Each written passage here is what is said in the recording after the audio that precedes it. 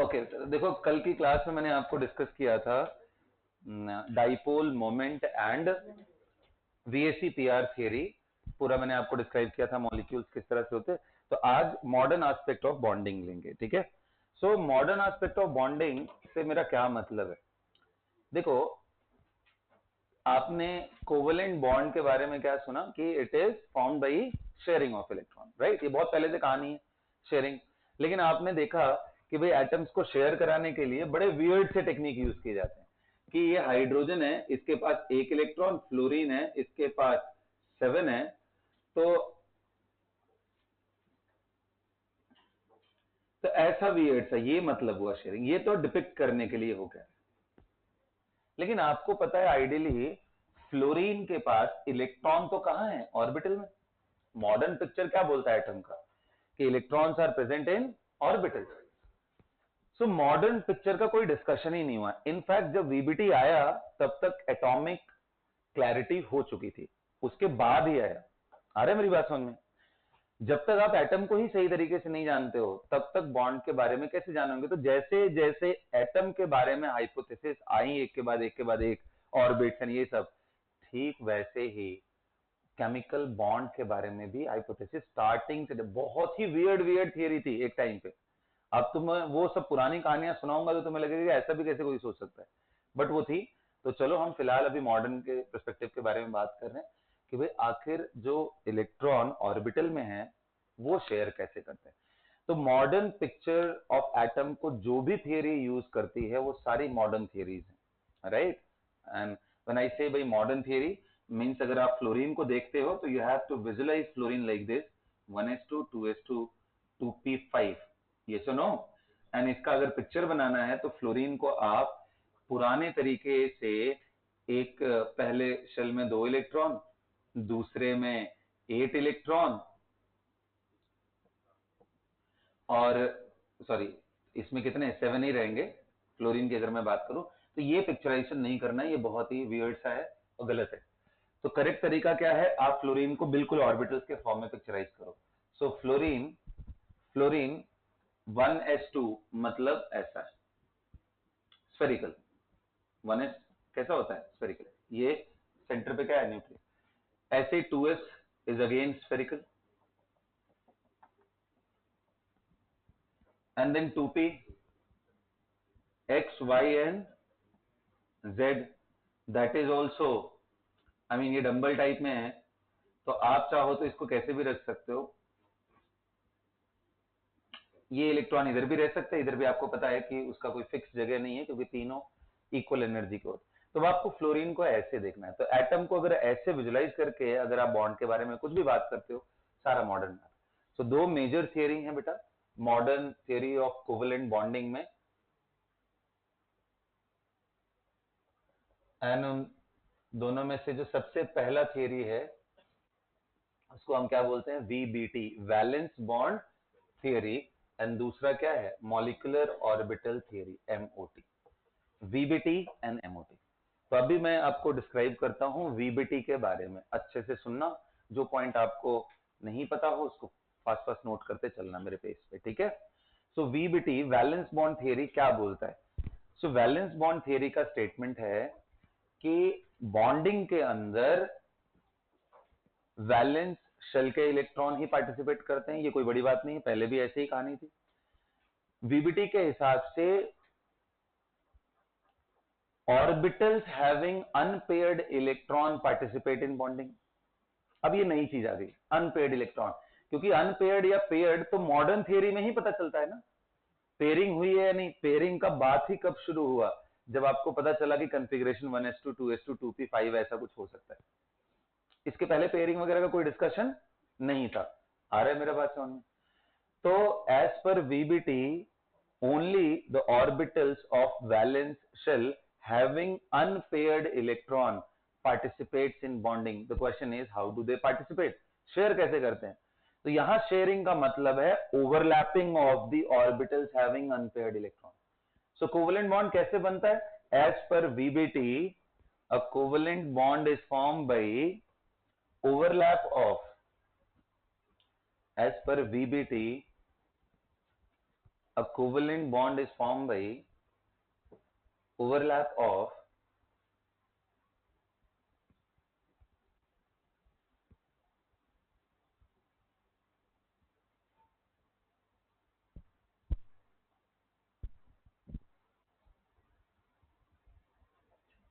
orbitals, overlap of orbitals of valence shell, overlap of orbitals of valence shell of different atoms जो bond बनाने आ रहे हैं उनके बारे में बात हो रही है, of different atoms having unpaired electron. कौन ओवरलैप करता है? वो ऑर्बिटल ओवरलैप करता है जिसके पास अनपेयर्ड इलेक्ट्रॉन। आया बात समझ में? अब इसको थोड़ा पिक्चराइज करते हैं, समझते हैं, लेकिन उससे पहले ये समझ लो कि भाई ये जो ओवरलैप है, क्या हम ओवरलैप तो हम यार कैसे भी करा सकते हैं, क्या कोई भी तरीका अलाउड है क्या? जैसे मान लो एक मेरे पास p ऑर्बिटल है जिसके पास अनपेयर्ड इलेक्ट्रॉन, और एक मेरे पास s ऑर्बिटल है जिसके पास अनपेयर्ड इलेक्ट्रॉन है। अब मैं क्या इसको किसी भी तरीके से, क्या मैं ओवरलैप ऐसे करा दूं, ऐसे करके? ये अलाउड नहीं है। क्या मैं बीच में ऐसे ओवरलैप करा दूं? ये भी अलाउड नहीं है। क्या मैं ओवरलैप इस साइड, लेफ्ट साइड, नीचे ऐसे कर? तो इसका देख सही तरीका है कि ओवरलैपिंग कराने के लिए कुछ फिक्स डायरेक्शंस हैं, इसलिए तो कोवेलेंट बॉन्ड को क्या बोलते हैं? Directional in nature. कहीं से भी आकर के ओवरलैप कर जाए उससे कोवेलेंट बॉन्ड नहीं बनता है, और इसी वजह से हर मॉलिक्यूल का एक डेफिनेट शेप या ज्योमेट्रीज आती हैं। क्या समझ में आया मेरा बात? अगर वो डायरेक्शन का क्लैरिटी ना रहे, रिजिडिटी ना रहे, फिर कैसा फिक्स्ड ज्योमेट्री? फिर तो कुछ नहीं हो सकता। फिर तो कैसा भी बोलो यार, ये आज ऐसे रहने दे, कल कुछ और, एक मॉलिक्यूल ऐसे पड़ा, दूसरा जो जैसे आ जाए। इसलिए इनका जो ओवरलैप का डायरेक्शन है वो बड़ा फिक्स है। कौन से हैं? तो मैं पॉसिबल ओवरलैप्स लिखवाता हूं, लिखो। अच्छा, फिलहाल उससे पहले जो मैंने आपको बताया कि अनपेयर्ड इलेक्ट्रॉन वाले ऑर्बिटल ही सिर्फ ओवरलैप करते हैं, तो इससे आप ये भी बोल सकते हो, the purpose of bonding as per VBT is to pair its unpaired electron. Right it down. The purpose of bonding as per VBT is to pair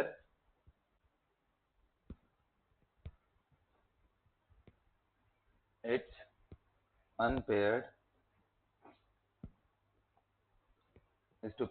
unpaired electron।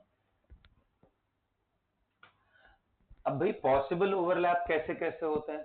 तो देखो, जितने तरह के एक्सेप्टेड ओवरलैप्स लिए गए हैं उतने तरह के उनके नाम पड़े हुए हैं। जैसे लिखो पॉसिबल ओवरलैप और possible covalent bond, possible overlap और पॉसिबल कोवेलेंट बॉन्ड।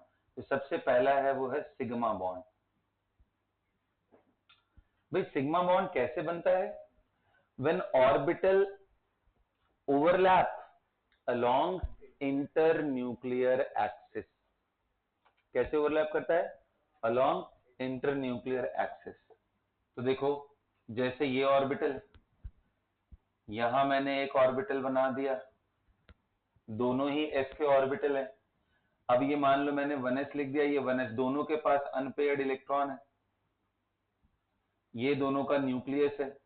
अब इंटरन्यूक्लियर एक्सिस का मतलब क्या है? ये जो एक्सिस जो इनके न्यूक्लियस से पास करे, तो जब इन दोनों को आप पास लेके आओगे ओवरलैप होगा,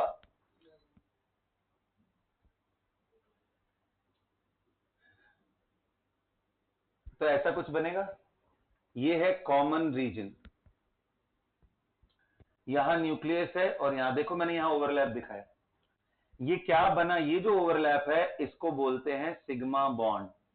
अगर कोई पूछे ओवरलैप से बना है कौन कौन से orbital, by S S overlap, तो पहला मैंने एस एस ओवरलैप का आपको सिग्मा दिखाया। दूसरा अगर मुझे बात करना हो, एक एस और पी ऑर्बिटल लेकर के देखते हैं एसपी ओवरलैप, तो एक एस ऑर्बिटल ले लिया और एक पी ऑर्बिटल। अब मुझे इंटरन्यूक्लियर एक्सिस के अलोंग करना है, तो मैं पी ऑर्बिटल ऐसे ले डाउन करा के कराऊंगा। अगर आप पी ऑर्बिटल ऐसा वाला ले लिए तो आपको इसको इस साइड से लेके आना पड़ेगा, ये भी अलाउड है। आप जेड एक्सिस वाले ले लिए तो इस साइड से आकर के ऐसे ओवरलैप करेगा। बट जब भी ओवरलैप कराना है इसको साइडवेज नहीं, and on overlap, internuclear axis के अलोंग ओवरलैप कराना है। तो ये हो गया हमारा। अच्छा, आप थोड़ा बड़े हो गए हो तो आपको ये भी पता है कि इनके फेजेस भी होते हैं, है ना? तो मैं इसको प्लस और इसको माइनस, इसको मैं प्लस दिखाता हूं। ध्यान देना, वेव के हिसाब से ये वेव रिप्रेजेंटेशन है। इलेक्ट्रॉन एज अ वेव हम ट्रीट करते हैं ना डी ब्रॉय वेवलेंथ के बाद से। तो जो सेम फेजेस वाली चीज होती हैं, अगर वो आपस में आकर के टकराती हैं तो कंस्ट्रक्टिव इंटरफेरेंस होता है, जिसको हम बोलते हैं बॉन्ड बना, यानी वो बॉन्डिंग स्टैब्लिश हुई। अगर अपोजिट फेज हो जाए, यहां माइनस यहां प्लस हो जाए, तो बोलते हैं ये तो एक दूसरे को ही खा जाएंगे, वहां पे डेंसिटी जीरो कर देंगे, तो ओवरलैप नहीं है, उसको बोलते हैं एंटी बॉन्डिंग। क्या बोलते हैं? हालांकि ये वर्ड आपको ज्यादा पॉपुलर है किसमें, MOT में। यहां तो बस बड़ा प्लेन प्लेन सा डिस्कशन कर देते हैं, बट क्वेश्चन आते हैं इसलिए मैं आपको समझा दे रहा हूं। तो अब ये दोनों ऐसे आकर के जुड़ेंगे तो ये क्या बन जाएगा बेटा,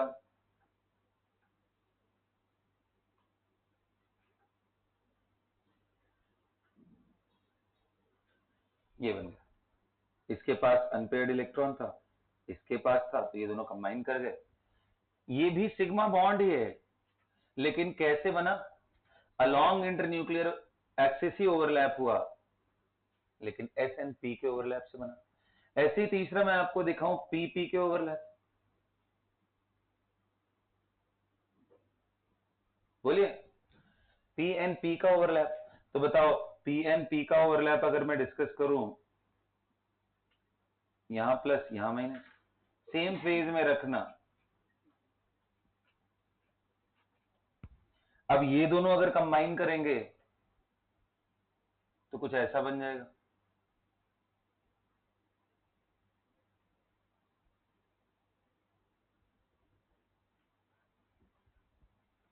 अब ये मैंने इसको इधर शिफ्ट कर दिया है, ठीक है? तो ये पीपी ओवरलैप का सिग्मा था। ये सारे बॉन्ड सिग्मा, ये सारे ओवरलैप कौन से हैं? सिग्मा, जो अलोंग द एक्सिस हो।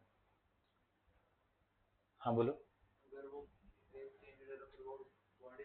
नहीं, एंटी बॉन्डिंग हो जाएगा, फेज चेंज हुआ, ठीक है? जीरो ओवरलैप नहीं बोलते उसको, एंटी बॉन्डिंग बोलते। डिस्ट्रक्टिव है ना वो, डिस्ट्रक्ट कर दिया, ठीक है बेटा?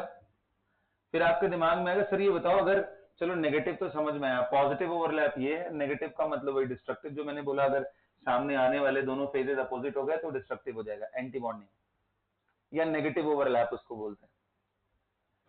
अब आप बोलोगे तो सर जीरो भी तो कुछ होता होगा। तो जीरो तब होता है जब जैसे मान लो कोई एक पर्टिकुलर ऑर्बिटल दोनों ही फेजेस से ऐसे कंबाइन कर जाए, जैसे ये प्लस है, ये प्लस है और ये माइनस है, दोनों के साथ कंबाइन कर गया, इसको बोलते हैं zero overlap.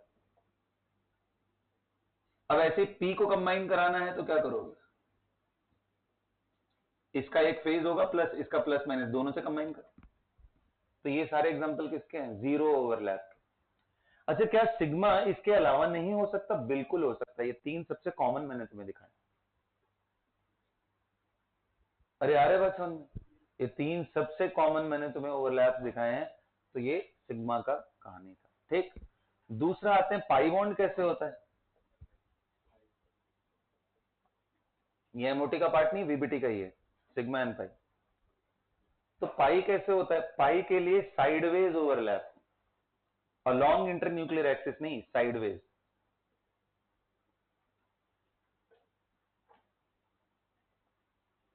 Sideways overlap, is that clear?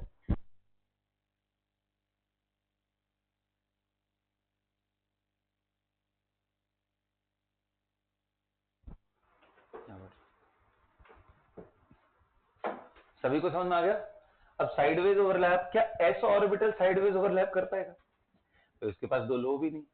Sideways के लिए सोचो, पी ऑर्बिटल यहां प्लस यहां माइनस, दूसरा पी ऑर्बिटल यहां प्लस यहां माइनस, बोलिए यहां न्यूक्लियस है बेटा। और जब ये ओवरलैप करेंगे, दोनों का देखो फेज सेम है, इसका फेज सेम है, तो ऐसा कुछ बनेगा।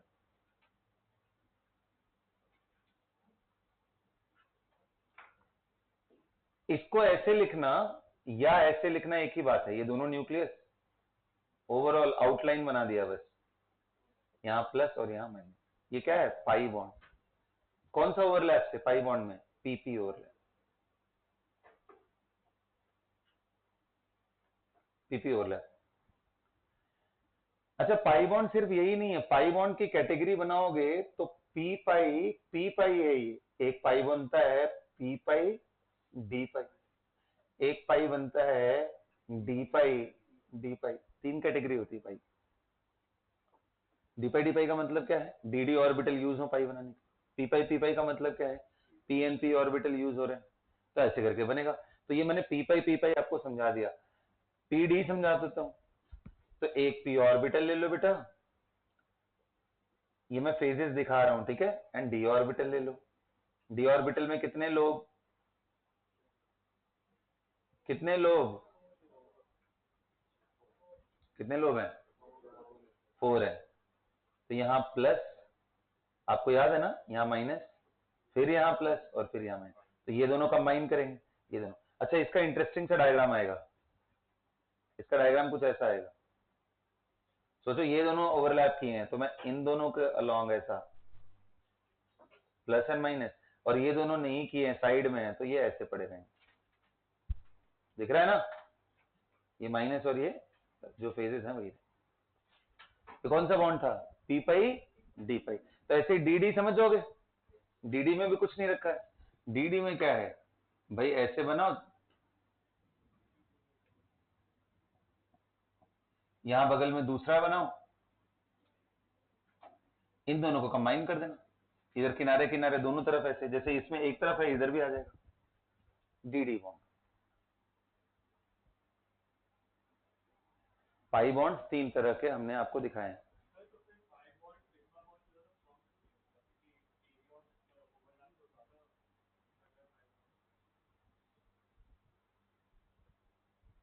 करते हैं इस बात अभी, ठीक। यहां तक उसका सवाल सुना हम लोगों ने कि पाई बॉन्ड में तो सर दो जगह ओवरलैप हो रहा है, ऊपर भी हो रहा है नीचे भी हो रहा है, सिग्मा में तो ऐसे ही ओवरलैप हुआ, तो इस वजह से पाई को ज्यादा मजबूत होना चाहिए, दो जगह से पकड़ा हुआ है। देखो, इलेक्ट्रॉन तो वही सेम है, दो ही इलेक्ट्रॉन इसमें, दो ही इसमें, बोलो।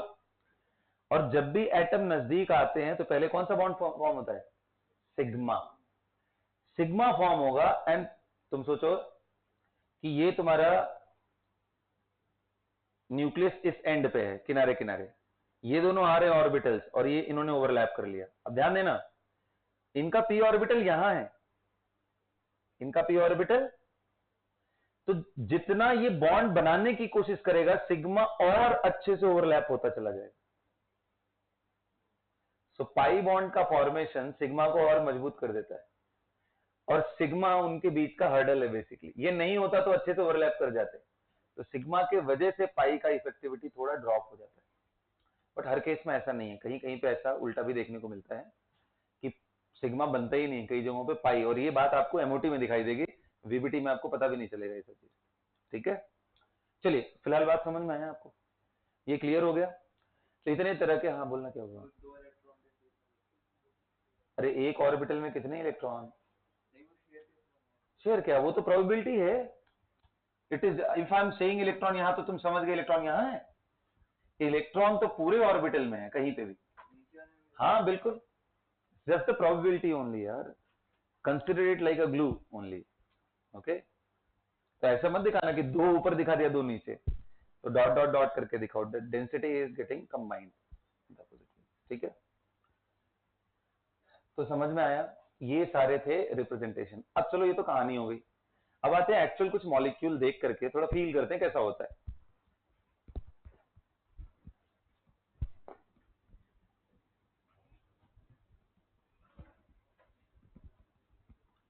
इसमें बहुत सारे छोटे छोटे क्वेश्चंस बनते हैं जो 3 डायमेंशनल विजुलाइजेशन पे डिपेंड करता है आपके, कि आप कितना अच्छे से कर ले रहे हो। जैसे आपको बोलेगा ये बताओ, क्या पाई बॉन्ड तुम पीएक्स और पीवाई का यूज करके बना सकते हो क्या? तो आप 3D में सोचो, कि x तो ऐसे इंक्लाइंड हुआ, y ऐसे हुआ, क्या इनको जोड़ करके बनेगा? नहीं बनेगा। इनको जोड़ दिया तो क्या बनेगा? जीरो वाले। समझ में आ रहा है? तो ऐसे बहुत सारे क्वेश्चन इधर उधर आएंगे, वो आप 3D में समझना, उस हिसाब से इंटरप्रेट करना, ठीक है, और उस हिसाब से आप बनाओ। कई बार डायरेक्शन स्पेसिफिक भी क्वेश्चन आता है कि px ले लिया और dyz ले लिया, अलोंग z एक्सिस आने से पाई बनेगा क्या? अलोंग y एक्सिस आने से पाई बनेगा क्या? अब ऐसे बना करके विजुलाइज करना, अगर ओवरलैप ऐसा हो रहा होगा जो मैंने तुम्हें दिखाया तो पाई बनेगा, नहीं हो रहा हो तो नहीं बनेगा, ये आप कॉल लेना, ठीक है। यहां तक सबको समझ आ गया? अब आ जाओ कुछ मॉलिक्यूल लेके देखते हैं एग्जांपल। जैसे मान लो हाइड्रोजन की बात करें, सबसे छोटा ये है। वीबीटी के स्टेटमेंट से मैं पहले कॉन्फ़िगरेशन करूंगा 1s1, फिर मुझे पता चलेगा कि इसके पास अनपेयर्ड इलेक्ट्रॉन है, फिर दूसरा वाले एटम के पास भी अनपेयर्ड इलेक्ट्रॉन होगा, तो अच्छा जी दोनों s में है तो SS ओवरलैप होकर के, तो ये H2 है बेटा। ये किसकी कहानी में सुनाई आपको? जो हम ऐसे बॉन्ड देखते हैं ना, उसका रियल पिक्चर ये है। चलो ये पहला H2 हो गया। दूसरा देखते हैं HF, हाइड्रोजन का कॉन्फ़िगरेशन करूंगा तो 1s1, फ्लोरीन का करूंगा तो 1s2, 2s2 एंड 2p5। अब 2p5 है तो मैं थोड़ा स्मार्टली, क्योंकि इस डायरेक्शन में दिखाना इजी है, इसलिए मैं ऐसा कर रहा हूं, मैं यहां रख दूंगा अनपेयर्ड को, दो यहां रख दिया, एक इसमें रख दिया, और एक जेड एक्सिस में दो कर देता हूं। 5 था ना, 2 4 और 1, ये दोनों ओवरलैप करेंगे तो ऐसा बनेगा।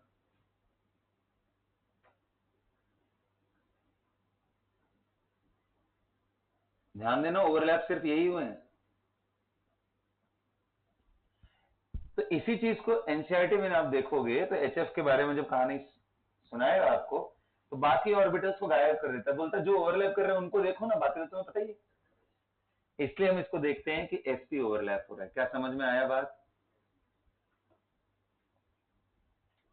ऐसे करके दिखाएगा एसपी, इसका ये मतलब नहीं बाकी है नहीं है, बट वो पार्टिसिपेट नहीं कर रहे हैं, तो इसलिए समझ आया एचएफ का। क्या ऐसे ही F2 समझ में आ गया आपको? F2, तो F2 में देखो, F में ये P था, दूसरे F में भी P होगा, अब उन दोनों का ऐसे ऐसे, अरे बोलो मोटू, आ रहा है सबको समझ में? ये F2 का हो गया। चलो अब अगर इतनी मेरी बात समझ में आ गई है तो can you draw for O2 and N2, do it fast, try for O2 and N2।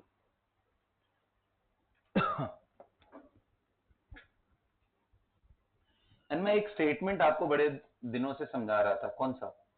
We can not form 4 bond between 2 atom, bond order 4 नहीं हो सकता। क्या अब इससे आप प्रूफ कर सकते हो? Consider the case of C2, सोचो कि C2 बनता है और एक्चुअली मिलता भी है। जब आप कार्बन को बहुत ज्यादा टेम्परेचर पे हीट करते हो तो जो उसके वेपर्स होते हैं एट एलिवेटेड टेम्परेचर, 3-4 हजार डिग्री के बाद जो वेपर्स आइसोलेट किए गए, उसमें C2 मॉलिक्यूल के कॉम्बिनेशंस देखे गए, C2 बनता है। अब आप दिखाओ C2 में कैसे बना पाएंगे, ठीक है। तो चलो C2 का एक्सप्लेनेशन वैसे तो MOT से ट्रू आपको मिलेगा, लेकिन एक बार आप सोचो तो सही कि 4 बॉन्ड क्यों नहीं बन सकता। अब आपको दिख जाएगा, ट्राई तो करो पहले, लेकिन ये दोनों बनाओ फिर तुम्हें दिखेगा।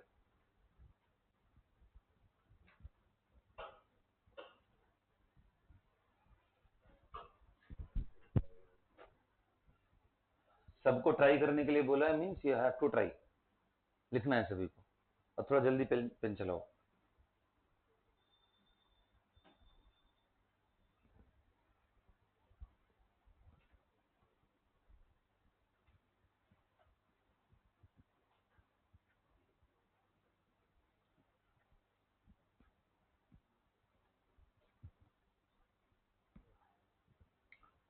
बना लिया? चलिए मैं दिखाता हूं आपको O2। देखो O2 देखोगे तो पहले ऑक्सीजन देखो, 1s2, 2s2, 2p4, कितने अनपेयर्ड दिखे बेटा? 2 दिखे, इसका मतलब 2 ऑर्बिटल यूज होंगे बॉन्ड बनाने के लिए। तो अगर मैं देखूं, ये 1s हो गया, ये 2s हो गया, 2p का ऐसे बना लेता हूं, और एक Z अंदर बाहर डॉट डॉट डॉट करके। इसमें मैं 2 रख लेता हूं क्योंकि X और Y देखना आसान होता है, इसलिए मैंने इन दोनों को अनपेयर्ड को यहां डाला। ऐसे दूसरा भी होगा। अब कई लोग इसमें गलती क्या करते हैं, कई लोग ना बोलते हैं कि इसको थोड़ा टेढ़ा कर दिया ऐसे कर, और ये ऑर्बिटल को भी, मतलब इसको तो भाई आप घुमा ही सकते हो, मौलिक एटम है तो घूमता रहेगा, और इसको भी ऐसे कर लिया और बोलेंगे देखो सर एक ओवरलैप ये हो गया, एक ओवरलैप, तो एक ऑर्बिटल ने ऐसे ओवरलैप कर दिया, एक ने ऐसे। ये बहुत ही गलत है। मुझे बताओ ना, तो ये साइडवेज है, साइडवेज पी का देखोगे तो ऐसे ऐसे होता है ना, दोनों दोनों। तुमने एक लोब को कंबाइन तो कराया, उसका दूसरा लोब पीछे छोड़ दिया। सो दिस इज नॉट अलाउड। या तो आप साइडवेज कराओ ढंग से, और या तो मैं पहले क्या कराऊंगा, सबसे पहले मैं अलोंग द एक्सिस कराऊंगा, सिग्मा बनाऊंगा। कोई दिक्कत? 1s है, 2s है एंड 2। अब ये जो और नजदीक आएंगे, वैसे मैंने इतना फ्लैट ऐसे कर दिया, ऐसा पी ऑर्बिटल होता नहीं है। पी ऑर्बिटल भी लगभग लगभग स्फेरिकल फील्ड ही लेके जाता है, मतलब हाफ मान लो इसका, ऐसा करके। तो ये नजदीक ही होते, इतना दूर भी नहीं होता। तो जब ऐसे दिखाओगे तो ये दोनों भी एक दूसरे से ओवरलैप करते हुए मिलेंगे तुम्हें। तो इसको अभी फिलहाल मैं ऐसे दिखा दे रहा हूं, आप समझो ये प्रॉक्सिमिटी में है, they are trying to overlap.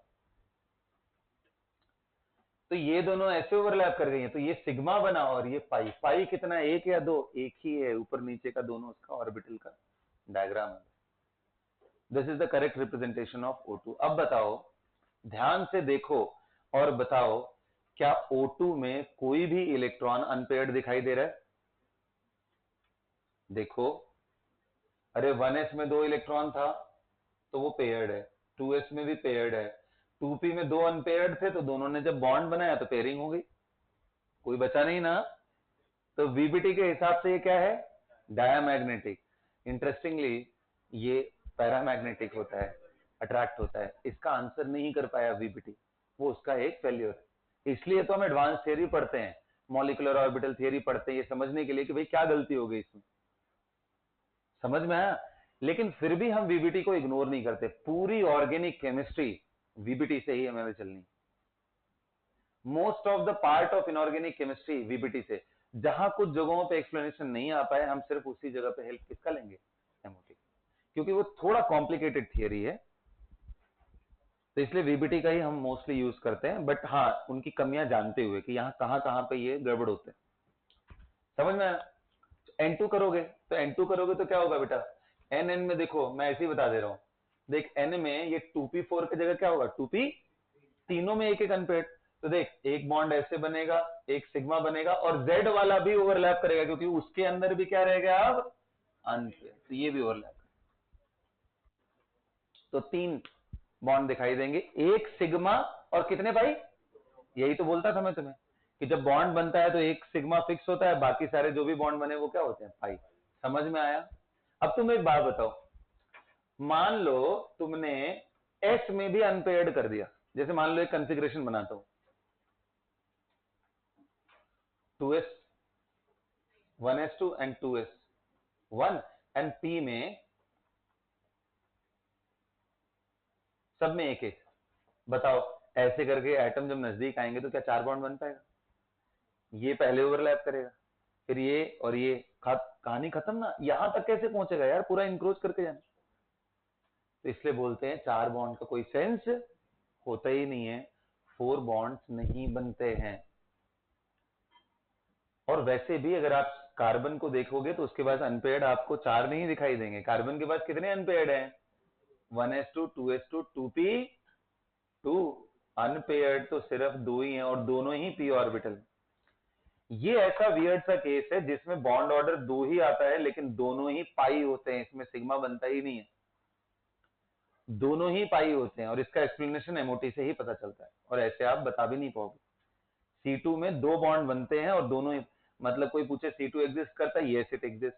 क्या रूम टेम्परेचर पे? नहीं सर। कब एग्जिस्ट करेगा? 3-4,000 के ऊपर जाएंगे, जब कार्बन ग्रेफाइट पे वेपर्स लिया जाएगा तब। ग्रेफाइट के वेपर्स लेंगे तो उसमें C2 मिलेगा, तो उसका बॉन्ड ऑर्डर क्या है? 4 नहीं 2। और सोचो, पुरानी थियरी देखते तो कैसे बोलते भाई, 4 इसके पास है, 4 इसके पास, ये दोनों शेयर कर लें। भाई शेयर करने में क्या, करो शेयर, 4 बॉन्ड ऑर्डर दिख रहा है, कितना वियर्ड सा है। तो ये सब बिल्कुल गलत चीज है। जब आप ये सब देखते हो तब आपको समझ आता है कि क्या चीज हो रहा है। आया, क्लियर हुआ? अब आते हैं इसी को थोड़ा डाई एटॉमिक। अभी तक मैंने स्मार्टली सिर्फ 2 ही एटम लिए, H, HF, O2, N2, यही सब लिया ना। कभी ऐसा लिया CO2 बताओ, NO2 बताओ, CH4 बताओ, नहीं लिया। अब चलो शुरू करते हैं। चलो एक मॉलिक्यूल लेते हैं, अमोनिया। अब आप सोचो जरा अमोनिया के बारे में। Take ammonia and show how the ammonia bond is form as per VBT। कुछ और मत लगाना, कोई चीज पुराना एंगल वैंगल कुछ मत यूज करना। सिर्फ अभी इतना समझो कि तुम्हें सिर्फ इतना ही आता है VBT। इसकी पुरानी चीजें तुम्हें सब भूल गई। उतने से ही सोच के बनाओ, अमोनिया बनाओ। अमोनिया का ओवरलैप दिखाओ, जैसे मैंने इन सब का ओवरलैप दिखाया।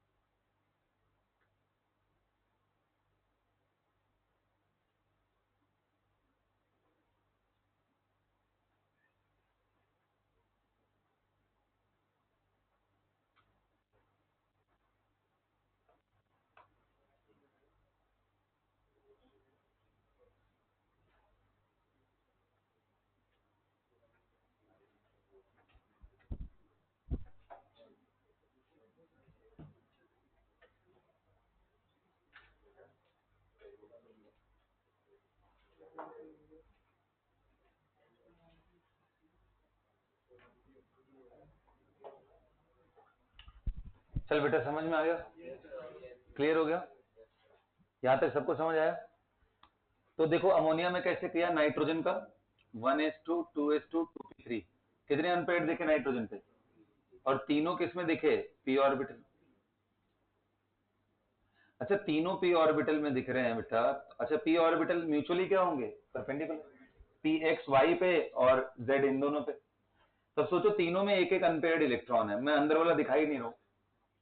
तो सोचो हाइड्रोजन के पास भी तो एक अनपेयर्ड इलेक्ट्रॉन है। अब इसको अगर सिग्मा बनाना है तो ये न्यूक्लियस दोनों को मिला करके इसके लॉन्ग आना पड़ेगा। ऐसे ही इस वाले हाइड्रोजन को बनाना है सिग्मा, तो इसके लॉन्ग आना पड़ेगा।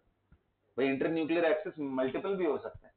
अच्छा, तीसरे वाले को आना है तो इसके लॉन्ग आना पड़ेगा। ये सुनो, तो जब तीनों आएंगे तो बताओ जो बॉन्ड बनेगा ऐसे, ऐसे और ऐसे बनेगा। क्या सबको समझ में आ रहा है? बताओ इनके बीच का एंगल, इनके बीच का एंगल समझ में आया? अमोनिया का जो एंगल होना चाहिए वो एज पर VBT 90 डिग्री, कोई गड़बड़ी नहीं। फिर ये बोलोगे सर लोन पेयर भी तो है, लेकिन लोन पेयर तो एस में है ना। एस तो स्फेरिकली डिस्ट्रीब्यूटेड है, हर तरफ इक्वल ही डिस्ट्रीब्यूटेड है। तो रिपल्शन कोई अलग से किसी ऑर्बिटल को नहीं करेगा। अगर मान लो पी में लोन पेयर रहता तो मैं फिर भी समझता इन दोनों को रिपेल कर रहा होगा। लेकिन जब कोई लोन पेयर एस में आ गया तो वो रिपल्शन, तो एंगल एग्जैक्ट 90 आना चाहिए। बट जब हम एक्चुअल एंगल पता करते हैं एक्सरे से तो कितना आता है? 107। हो गया ना गड़बड़? तो ये गड़बड़ी होना शुरू हो गया। VBT के कोर बातों को अगर हम ध्यान रखें तो पॉलीएटॉमिक मॉलिक्यूल का हम स्ट्रक्चर नहीं एक्सप्लेन कर सकते, एंगल्स नहीं आएंगे। एक और मैं केस देता हूं तुम्हें, CH4 का, जरा उसके बारे में सोचो फटाफट, तुरंत दिमाग लगा के सोचो। आप लिख लेना as per VBT angle in ammonia should be 90, but actual angle of ammonia is 107, so it is a drawback again.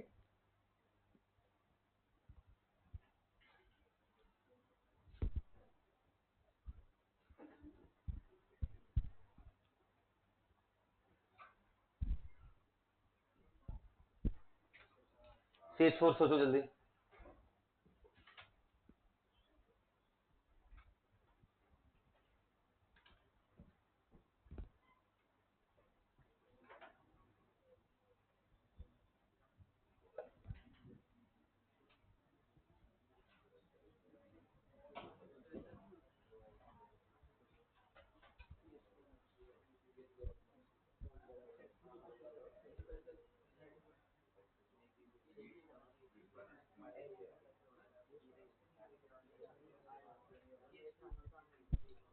सोच लिया? CH4। कार्बन के पास कितने अनपेयर्ड? तो सबसे पहला तो डिबेट यही है कि यार अनपेयर्ड जब 2 है तो बॉन्ड 4 कैसे बना सकता है?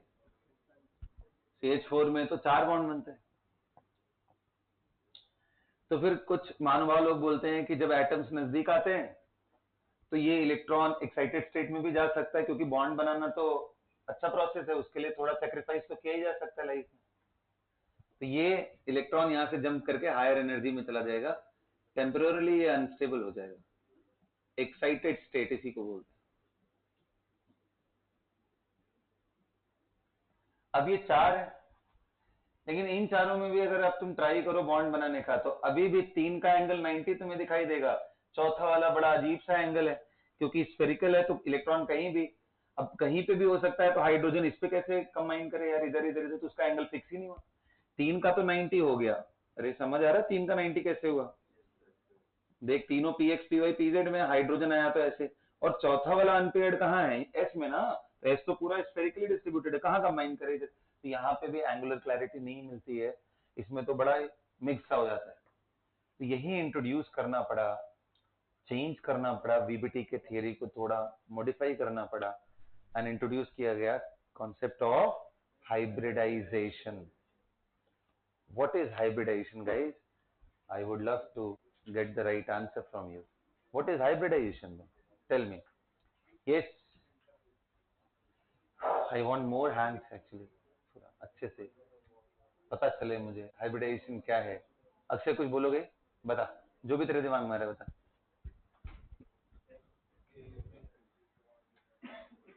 हाँ सही बोल रहे, बोल आगे। सिमिलर एनर्जी के ऑर्बिटल को क्या करना है? नहीं अलग नहीं, बैठो। हाँ जी बोलिए Devanshika. Mixing of similar energy orbitals, mixing, उनकी मिक्स करके क्या बनाते हैं? तो ये देखो ऐसे समझाया जाता है, जैसे मान लो, ये बड़ा वियर्ड सा है ना, बहुत ही फालतू बात है ये। मान लो रेड कलर है तुम्हारे पास, एक येलो है और एक ग्रीन है, ठीक। अब ये तीनों की एनर्जी अलग, ये डिफरेंट कलर मतलब डिफरेंट एनर्जी। अब तीनों को एक काम करो, एक बकेट में मिक्स कर लो, एक यूनिफॉर्म कलर आ गया, अब उनको रिफिल कर दो। तो this is what the mixing means. Similar energy के ऑर्बिटल को मिक्स करो और उनके खुद के जो एग्जिस्टेंस है वो गायब हो जाए, उसके जगह एक नया ही फॉर्म आ जाए, जिसको बोलते हैं हम हाइब्रिड ऑर्बिटल्स। क्या बोलते हैं? So hybridization is the intermixing of similar energy orbital to get equal number of, जैसे यहां 3 स्मॉल बकेट्स लिए थे ना, तो तीनों में मिक्स करने के बाद तीनों में भरोगे ना, उतना मटेरियल है, तो वैसे ही है कि जितने ऑर्बिटल इंटरमिक्स हुए हैं, इंटरमिक्सिंग के बाद जो नए ऑर्बिटल बनेंगे उनके नंबर्स भी उतने ही होंगे। सो अगर 2 मिक्स हुए हैं तो 2 नए ऑर्बिटल बनेंगे, 3 मिक्स हुए हैं तो 3 बनेंगे, 4 मिक्स हुए हैं तो 4 बनेंगे। So hybridization is the intermixing of similar energy orbital to produce equal number of hybrid orbitals, equal number of hybrid orbital, underline कर लेना। अच्छा एक और बात इंटरेस्टिंग बताता हूं, hybridization is a complete hypothetical theory. ऐसे कोई ऑर्बिटल देखे नहीं गए हैं ना, तो आइसोलेट किए गए हैं। तो फिर इसका फायदा क्या है? इसका फायदा ये ताकि हम समझ सके CH4 कैसा बन रहा है, बन कैसे रहे, एक्चुअल मॉलिक्यूल्स की ज्योमेट्रीज को हम फिगर आउट कर सके, शेप को फिगर आउट कर सके, उसके लिए बनाए गए। ठीक है, मैथमेटिकल मैनिपुलेशन। आओ चलो देखते हैं।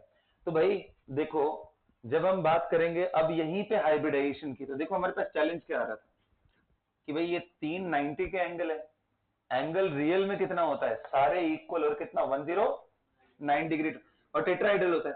तो इसमें कहानी ऐसा है, तो बोलते हैं कि देख बेटा, ये S और ये 3 P जो थे ना, ये आपस में मिक्स हो गए 4 के 4। और बड़ा इंटरेस्टिंग सा, ध्यान देना, अगर एक S एक P के साथ मिक्स हुआ तो कितने डब्बे मिक्स हुए? 2। ध्यान देना, यहाँ P का मतलब सबशेल नहीं है, P का मतलब ऑर्बिटल। अब जैसे मान ले तूने PX के साथ कराया, तो X के लॉन्ग ओरिएंटेशन डेवलप होंगे, बनेगा 2 sp के ऑर्बिटल्स, sp sp नाम हो जाए। हाइब्रिडाइजेशन कोई पूछे तो sp है, ऑर्बिटल कितने हैं? 2 हैं, दोनों का नाम क्या है? sp sp। ऐसी एक s और 2 p, मान ले px एंड py हो गए, तो sp2 hybridation is sp2, but how many orbitals? 3, and all 3 of them is sp2 sp2 sp2.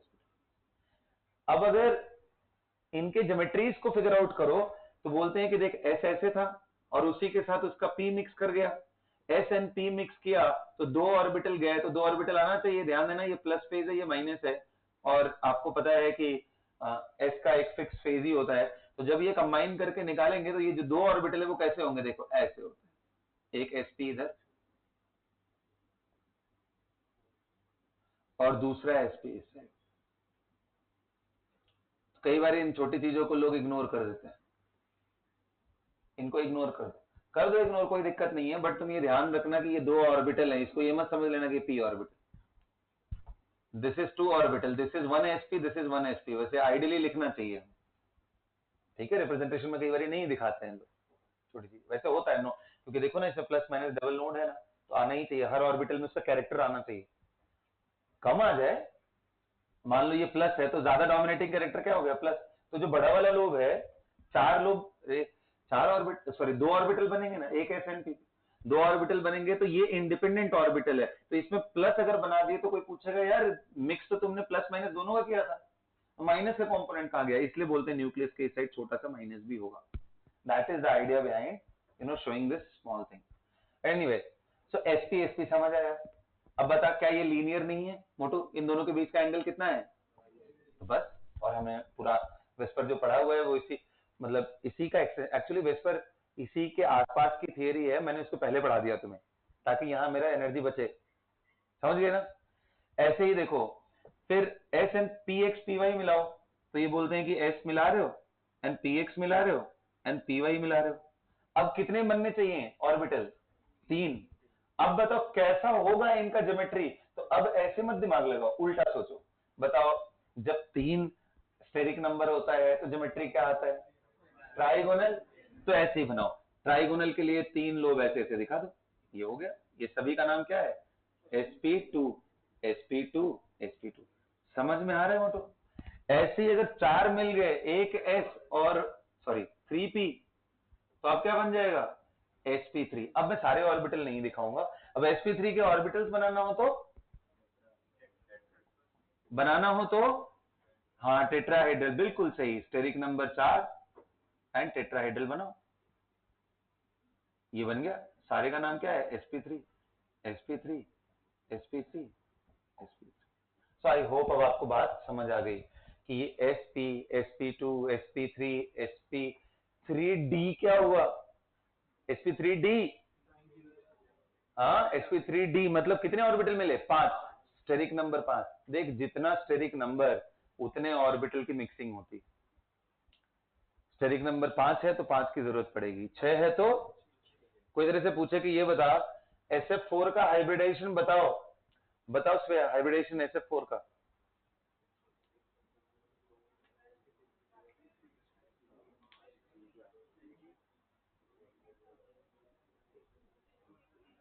sp3d, एक लोन पेयर है, 4 साइड एटम है, स्टेरिक नंबर कितना है, 5 ऑर्बिटल की मिक्सिंग होनी है, s की हुई, p की हुई, p के 3 ऑर्बिटल हैं तो d का एक ही चाहिए बस, अरे s का 1 p का 3 मिलके 4 हो गए ना, एक ही चाहिए ना मेरे को एक्स्ट्रा, sp3d हो गया।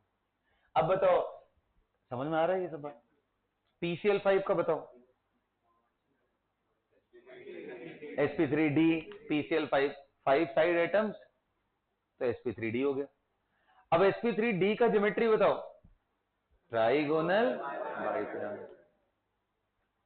यहां थोड़ा कहानी इंटरेस्टिंग है, क्या इंटरेस्टिंग है कि आपसे ये सवाल पूछा जा सकता है कि sp3d में कौन सा d है, क्योंकि d में तो 5 ऑर्बिटल, एक s बनाया, आपने बोला कि p3 रहेंगे, चलो कर लिया, मान लिया आपकी बात। अब डी कौन सा लूं, डी जो लोगे उस हिसाब से, तो देखो देखा जाता ज्योमेट्री कैसी आई, ज्योमेट्री अगर ऐसी आ रही है तो ऑर्बिटल्स ऐसे होंगे, ये सुनो कि 3 प्लेन में और एक ऊपर नीचे। अब इसमें और स्पेसिफिक बोलते हैं कि ये एक ऐसा हाइब्रिडाइजेशन है जो इक्वल एनर्जी वाले कहानी को थोड़ा वायलेट कर रहा है। आइडेंटिकल नहीं है, आइडेंटिकल वाले बात को एनर्जी वाइज तो अभी भी सेम है, लेकिन आइडेंटिकल नहीं है। क्यों नहीं है? क्योंकि देखो इनके लोब का लेंथ और इसके लोब के लेंथ में डिफरेंस आता है, तभी तो PCl5 का बॉन्ड ये वाला कमजोर होता है। अब वो किस वजह से होता है? रिपल्शन की वजह से, आपको पता है। अच्छा, अब ऑर्बिटल वाइज देखा जाए तो कैसे होता है? तो बोलते हैं देखो ये जो बना हुआ है ना, इसमें ऐसे तो मिक्स हुआ है S plus PX plus PY plus PZ plus DZ² use हुआ है, लेकिन ध्यान देना ये तीन मिल करके इक्विटोरियल की तरफ अपना कैरेक्टर ज्यादा दे रहे हैं। अरे ये तीन मिल जाएंगे तो क्या बन जाएगा? sp2 trigonal planar. अब बताओ px ऐसे है और py ऐसे है, तो pz इसके परपेंडिकुलर होगा ना? बोलो, अगर pz इसके परपेंडिकुलर है तो sp2 मिल करके ट्राइंगल बना ले और ये ऐसे बन जाए ऊपर नीचे, तो बन तो गया, लेकिन d भी लेना पड़ेगा, और d में भी इसीलिए z² लेते हैं क्योंकि dz² के जो लोब होता है और pz का जो लोब होता है एक ही एक्सिस के लॉन्ग होता है, तो उस ज्योमेट्री को डिस्टर्ब ना करें। आगे बात समझ में? तो यहां डी में कौन सा यूज हुआ? DZ²। समझ आया? यही चीज जब तुम कोऑर्डिनेशन केमिस्ट्री में पढ़ोगे, यानी ब्लॉक के जब कोर टॉपिक में घुसेंगे और डी ब्लॉक सेंट्रल एटम आ जाएंगे, तो वहां तुम देखोगे एक और नई चीज कि डी में अगर DZ² के जगह DX²Y² यूज हो गया तो क्या होगा? तब जो ज्योमेट्री निकल के आती है वो होती है स्क्वायर पिरामिडल। ये ट्राइगोनल पिरामिडल था, square pyramidal is also possible. But अभी जब एस एंड पी का ही सिर्फ डिस्कशन हो रहा है, S block and P block का, तो उसमें स्क्वायर पिरामिडल का केस ही नहीं आता है। वो सिर्फ तभी आता है जब सेंट्रल एटम डी ब्लॉक के हो जाए। यहां तक समझ आया सभी को बात? क्या हाइब्रिडेशन के बारे में भी समझ में आ गया? इंटरमिक्सिंग क्या है समझ में आया? तो ये बताओ, कार्बन में अगर sp3 हाइब्रिडेशन, उसका मतलब सिर्फ यही था ना कि कार्बन जो पहले 1s and 2s and 2p के ये ऑर्बिटल्स थे, इनमें कौन से मिक्स हुए? कौन से? तो एक s और 3p। कौन सा s मिक्स हुआ? कौन सा? 2s and 2p। क्यों 2s? क्योंकि यार इधर से एटम्स जब आ रहे होंगे ना, तो ये कंप्रेस होने के बाद इसका इससे और इससे ही मिलने का चांस ज्यादा है। ये तो मैंने बहुत एग्जेगरेट कर दिया है, इतना नहीं होता है, पास पास ही रहते हैं। तो ये दोनों इंटरमिक्स कर जाते हैं, तो ना तो अब ये दिखेगा ना तो ये दिखेगा, ना तो ये दिखेगा ना, क्योंकि एस और पी तीनों गायब हो गए। अब इनके जगह क्या दिखेगा? 1s रहेगा और sp3 के 4 ऑर्बिटल। अब जब चारों ऑर्बिटल हैं तो कितने बॉन्ड बनाना है? 4, तो सब में एक एक अनपेयर्ड इलेक्ट्रॉन डाल दो। तो this is carbon in excited state या hybridize state. This is before hybridization, this is carbon atom before. तो इंटरमिक्सिंग भी किसकी हुई? अरे कार्बन के ही ऑर्बिटल का हुआ इंटरमिक्सिंग। कार्बन का हाइड्रोजन के साथ इंटरमिक्सिंग थोड़े हो रहा है, वो तो ओवरलैप होता है, वो तो बॉन्ड बनता है। Hybridisation is not bond formation my dear, hybridisation is the rearrangement of energies, intermixing of orbitals before the bond formation process. क्योंकि अब सबके पास एक एक हो गया, अब हाइड्रोजन अपने इलेक्ट्रॉन को लेके आएगा, अब बॉन्ड बना लेगा। यहां हाइड्रोजन ले, दिस इज बॉन्ड फॉर्मेशन जो अब मैं कर रहा हूं, ये बॉन्ड फॉर्मेशन, ये bond formation. So hybridization is a prior preparation before bond formation to get the desired shape and geometries of the molecule. आ गया? सब क्लैरिटी हो गई? तो यही थियरी थी, कौन सी? वीबीटी। चलो तुम्हें अगर समझ में आया है तो कुछ सवाल पूछते हैं। Come on, do it fast. ये सब आएंगे ना आगे? किसमें आएंगे? जब डी ब्लॉक का सेंट्रल एटम हो, कोऑर्डिनेशन केमिस्ट्री, जहां पे DsP2 और इस तरह की बातें भी करूंगा अभी। चले आगे बढ़े? चलिए लगाइए सवाल, लगाइए। Find the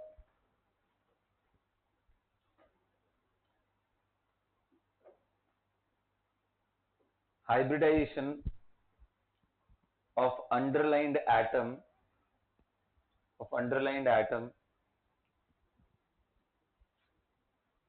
and also find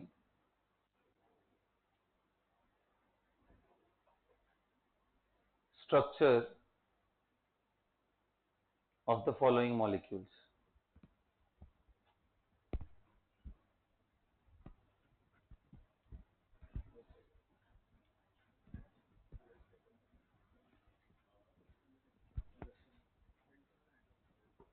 ध्यान देना, हाइब्रिडाइजेशन निकालने के लिए हमें क्या करना है, स्टेरिक नंबर पहले निकालना है। ठीक है बेटा, चलिए फटाफट करते हैं। चलो भाई बताओ, बोरॉन ट्राईफ्लोराइड का केस लो, CO2 का केस लो, थर्ड लो SO2 का, फोर्थ लो SO3 का, फिफ्थ लो XeF2 का, सिक्स लो XeO4 का, seventh, and that is CH2Cl2, eighth। Structure में क्या बोला है मैंने यार, क्यों ये बात बार बार पूछते हो? जब स्ट्रक्चर पूछा जाता है, नहीं, अगर वो स्पेसिफिकली लिखा रहे कि लोन पेयर को लेते हुए बताओ तो बताना है, नहीं तो स्ट्रक्चर का मतलब सिर्फ एटॉमिक अरेंजमेंट होता है। ठीक है, वो चीज कब आती है, जब ज्योमेट्री पूछी जाती है कि ज्योमेट्री बताओ, और उसमें भी मॉलिक्यूलर ज्योमेट्री नहीं, सिर्फ ज्योमेट्री इंक्लूडिंग लोन पेयर, तभी बोला जाता है। अंडरलाइंड एटम में अंडरस्टूड है, या सेंट्रल एटम ही अभी एक है, सेंट्रल एटम का ही निकाल रहे हैं, मल्टीपल आएंगे तो भी बताता हूं। अब यहां देख, CH3 CH double bond CH triple bond CH, तो इनमें आपको कार्बन के बताने हैं, ऑल दी कार्बन।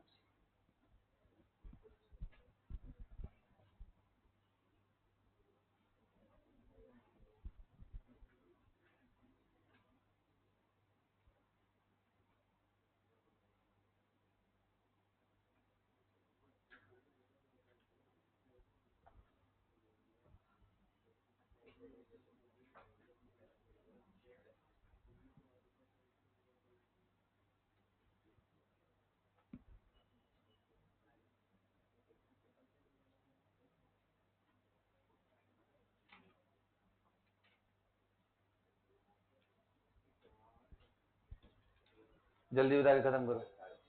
हाँ हाँ अंडरस्टूड है, सब एक ही जैसे हैं इसलिए बोलने में।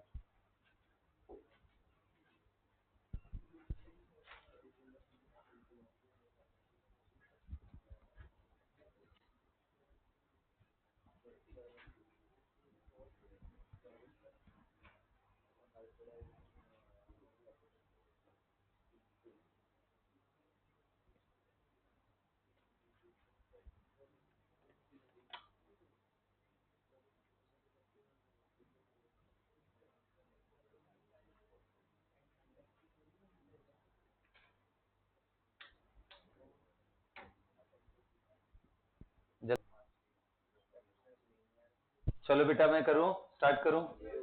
देखो बोरॉन ट्राईफ्लोराइड बना लिया आपने, स्टेरिक नंबर कितना आया, स्टेरिक नंबर 3, साइड एटम 3 है, कोई लोन पेयर नहीं है, तो 3 के लिए एक S और 2 P, sp2। समझ में आया?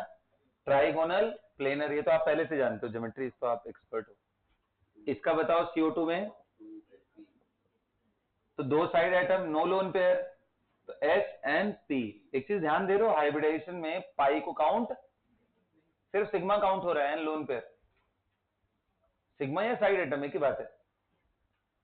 तो sp हो गया, SO2 कर लिया, क्या यार एक लोन पेयर आ गया, तो स्टेरिक नंबर में 1 lone pair plus 2 side atom, number 3 का मतलब एक S एंड 2 P, मिला के क्या आ गया, sp2।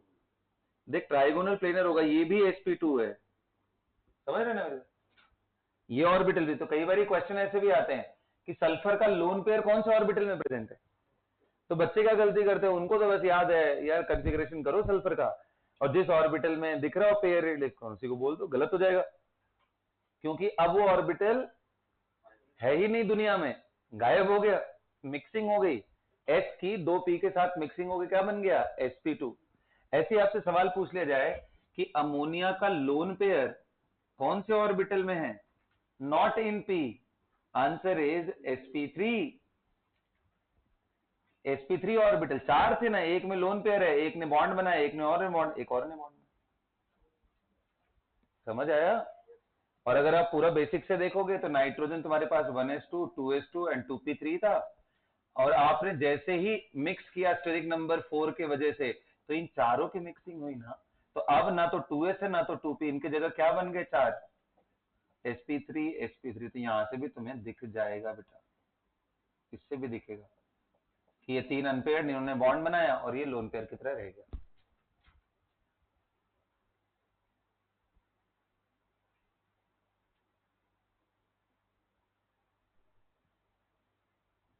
समझ में आया? तो ये था हाइब्रिडाइजेशन। इसमें चलो अब बाकी में बताते हैं। XeF2 में बताओ 3 और 2 5 हुआ, sp3d। समझ में आया? XeO4 में कोई लोन पेयर नहीं, sp3। CH2Cl2 देख, अब यहां थोड़ा सा तकलीफ है, सुनो ध्यान से। देखो बोलने के लिए तुम बोल दो sp3, बट कहानी में थोड़ा ट्विस्ट है। क्या बॉन्ड एंगल आइडेंटिकल होता है? आइडेंटिकल ना होने के वजह से यहां बोलते हैं अनइक्वल हाइब्रिडाइजेशन। 4 ऑर्बिटल में 2 एक जैसे हैं, 2 एक जैसे हैं।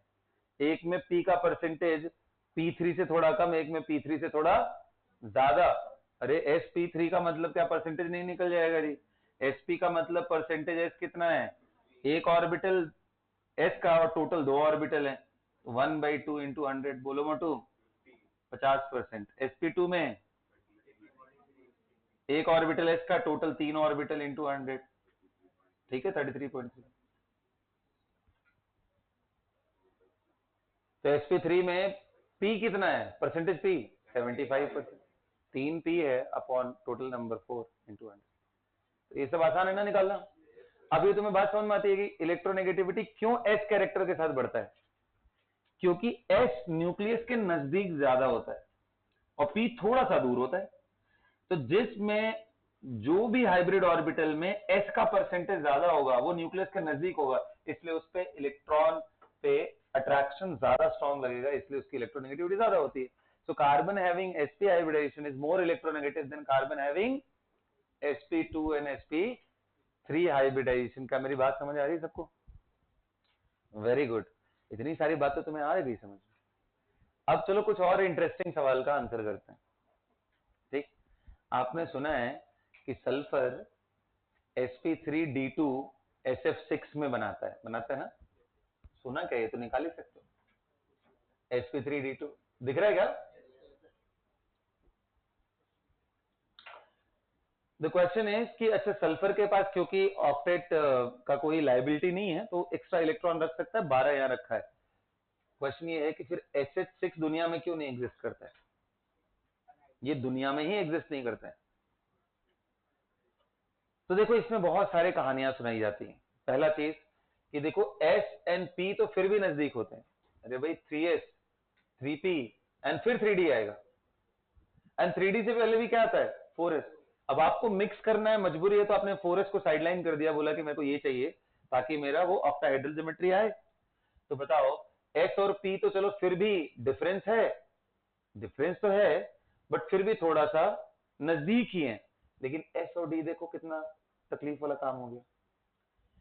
तो जितना ज्यादा वाइड ओपन होता चला जाएगा, डी का इन्वॉल्वमेंट तभी हो सकता है जब बॉन्ड एक्चुअली बहुत स्ट्रांग बने और इलेक्ट्रॉन पुल करने की एबिलिटी उस पर्टिकुलर एटम की ज्यादा हो, इसलिए हाई इलेक्ट्रोनेगेटिव ही डी का इन्वॉल्वमेंट करा पाते हैं। स्मॉलर एटम, हाइड्रोजन जैसा एटम नहीं करा पाता। बॉन्ड स्ट्रांग हो और उस पर्टिकुलर कैरेक्टर को वो इवॉल्व करे तभी बन सकता है, इसलिए हाई इलेक्ट्रॉन। तो ध्यान रखना, हाइड्राइड कभी भी बनते हैं तो वो हमेशा ऑक्टेट फॉलो करते हैं सेंट्रल एटम का। H2S बनता है, H4S भी नहीं बन सकता है, और SH6 तो बनता ही नहीं है क्योंकि H2S में ऑक्टेट है और ऑक्टेट तक वो sp3 तक लेके जाएगा। उसके बियॉन्ड जाओगे तो D का यूज करना पड़ेगा, और D क्योंकि देखना 8 के बाद D का ही तो वजह से 8 से ज्यादा इलेक्ट्रॉन हो पाते हैं, और जब D का यूज ही नहीं कर पाएगा तो दिक्कत है। समझ में आया? ओके चलिए जी, तो ये सारी बातें हैं। ओके अब आ जाओ यहाँ पे देखते हैं, इसका बात करते हैं। कार्बन बताओ sp3, इसका बताओ मोटू। देख एक हाइड्रोजन एक इधर और ये डबल बॉन्ड, ध्यान देना जब इसको देख रहे हो तो इस पे फोकस करो। इसके तरफ एक कार्बन, एक हाइड्रोजन और एक कार्बन। इसका स्टेरिक नंबर कितना है? 1 2 3 साइड एटम, कोई लोन पेयर नहीं। स्टेरिक नंबर कितना है? 3। Hybridisation S4। तो देख इसका sp3, इसका sp2, इसका भी sp2, yes और no, इसका कितना sp, इसका कितना sp। क्या सभी को समझ में आ गया? बोलो। अच्छा बताओ, ये सिग्मा बॉन्ड है कि पाई बॉन्ड है? ये वाला सिग्मा है ना? बताओ इसका ओवरलैपिंग ऑर्बिटल कौन से? ये कार्बन का sp ऑर्बिटल और हाइड्रोजन का s ऑर्बिटल। तो तुम्हें एक नई चीज पता चली कि sp और s के ओवरलैप से भी सिग्मा बन सकता है। क्या समझ में आया? sp s के भी ओवरलैप से सिग्मा बन सकता है। तो जो हाइब्रिड ऑर्बिटल होते हैं, क्योंकि अब ओरिजिनल ऑर्बिटल उनके एग्जिस्ट ही नहीं कर रहे हैं SnP वाले, तो जो भी बॉन्ड बना रहा है वो कौन से वाले बना रहे हैं? तन्वी आ रहा है क्या बात समझ में? ठीक है, तो जो sp का ऑर्बिटल है वो और इसके साथ, ठीक है, ओके, गॉट इट। चलिए आगे बढ़ते हैं। अब तो हाइब्रिडेशन इसी के साथ खत्म करते हैं। इन सब में सभी का हाइब्रिडेशन क्या है? sp2, इनमें sp3d2, इसमें sp3, हाँ sp3d3। ओके बेटा, खत्म। तो ये पूरी कहानी हाइब्रिडेशन से रिलेटेड यहीं पे कंप्लीट होती है। लेकिन मैंने आपको इंट्रोड्यूस कराया था शुरू शुरू में कि पाई बॉन्ड कई तरह के होते हैं। पी पाई, पी पाई बोलना, पी पाई डी पाई। तो सर अब लगे हाथ वो भी दिखा दो। पी पाई कहाँ है, पी पाई डी पाई कहाँ है ना? आइए देखते हैं। CO2, check this molecule guys, carbon 1s2 2s2 2p2, what is the hybridation in CO2? quickly get, S and P mixing हुई, बोलो। टोटल इलेक्ट्रॉन कितने थे? 4। इसने बॉन्ड कितने बनाए हैं? देखना कितने बनाए। इसका मतलब चारों अनपेयर्ड के फॉर्म में रहने चाहिए। तो यार हाइब्रिड ऑर्बिटल में 2 दिखाऊंगा तो 2 तो बच गए। ये 2 जो बच गए वो कौन से हैं? तो अगर तुमने px यूज कर लिया तो py एंड pz बच गए। अरे कोई भी 2 बच जाएंगे यार। कहानी में ट्विस्ट है थोड़ा। sp और sp लीनियर हो गए ना? x एक्सिस के लॉन्ग हो गए क्योंकि px मिला था, तो y इसके परपेंडिकुलर, z इसके भी। तो ये जो कार्बन बनाते हो, इस कार्बन में एक p ऑर्बिटल ऐसे दिखाओ, एक p ऑर्बिटल को अंदर बाहर, और 2 sp दिखाओ। दिख रहा है? जो ऑक्सीजन इधर से आ रहा है उसके पास देखो 2p4 है लास्ट में, तो एक p ऑर्बिटल उसका ऐसे ओवरलैप करके सिग्मा बनाएगा और एक p ऑर्बिटल इसके साथ ओवरलैप करके पाई बनाएगा। उधर वाले में एक सिग्मा बनाएगा और एक Z वाले में इस बार मजबूरन रखना पड़ेगा, तो ये पाई बनाएगा क्योंकि Y वाला तो ऑक्यूपाई हो गया। This is how you are supposed to do. Tell me which orbital is used to form this pi bond? The p of this and p of this. So p pi। कितना simple है। और इतना कहानी अगर नहीं करना है तो आप हाइब्रिडेशन निकालो। हाइब्रिडेशन क्या था? sp था ना, तो 2 p ऑर्बिटल अभी बचे हैं, वही पाई बना रहे हो। हाइब्रिडेशन में अगर sp3 हो गया, पूरे p यूज हो गए, फिर भी पाई बन रहा है, तो अब p तो बना ही नहीं सकता पाई ना, क्योंकि वो तो हाइब्रिड ऑर्बिटल का पार्ट हो गया। तो कौन बनाएगा? D बनाएगा। जैसे p double bond O Cl Cl Cl POCl3 ले लो। बताओ फास्फोरस का हाइब्रिडेशन क्या है? sp3। कैसे? 1 2 3 4 साइड।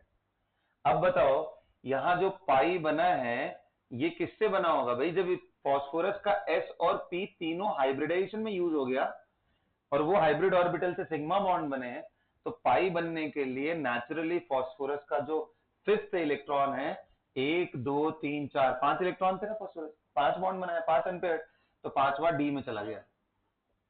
अब इनमें से कोई एक सुटेबल डी जो पाई बना सकता है, ये यूज हो रहा है। तो phosphorus is using its D and oxygen तो अपना पी, क्योंकि ऑक्सीजन के पास डी थोड़े। So this bond is P pi D pi 5। phosphorus is using its P and this is using। so ये डिटेल डिस्कशन था about different types of bond and किस तरीके से ये पूरी कहानी होती है। घुस रहा है दिमाग में कि बाहर जा रहा है? अच्छी बात है, जाना चाहिए दिमाग के अंदर, है ना? कदम So we are done with hybridization, everyone. Now let's wrap up quickly molecular orbital theory.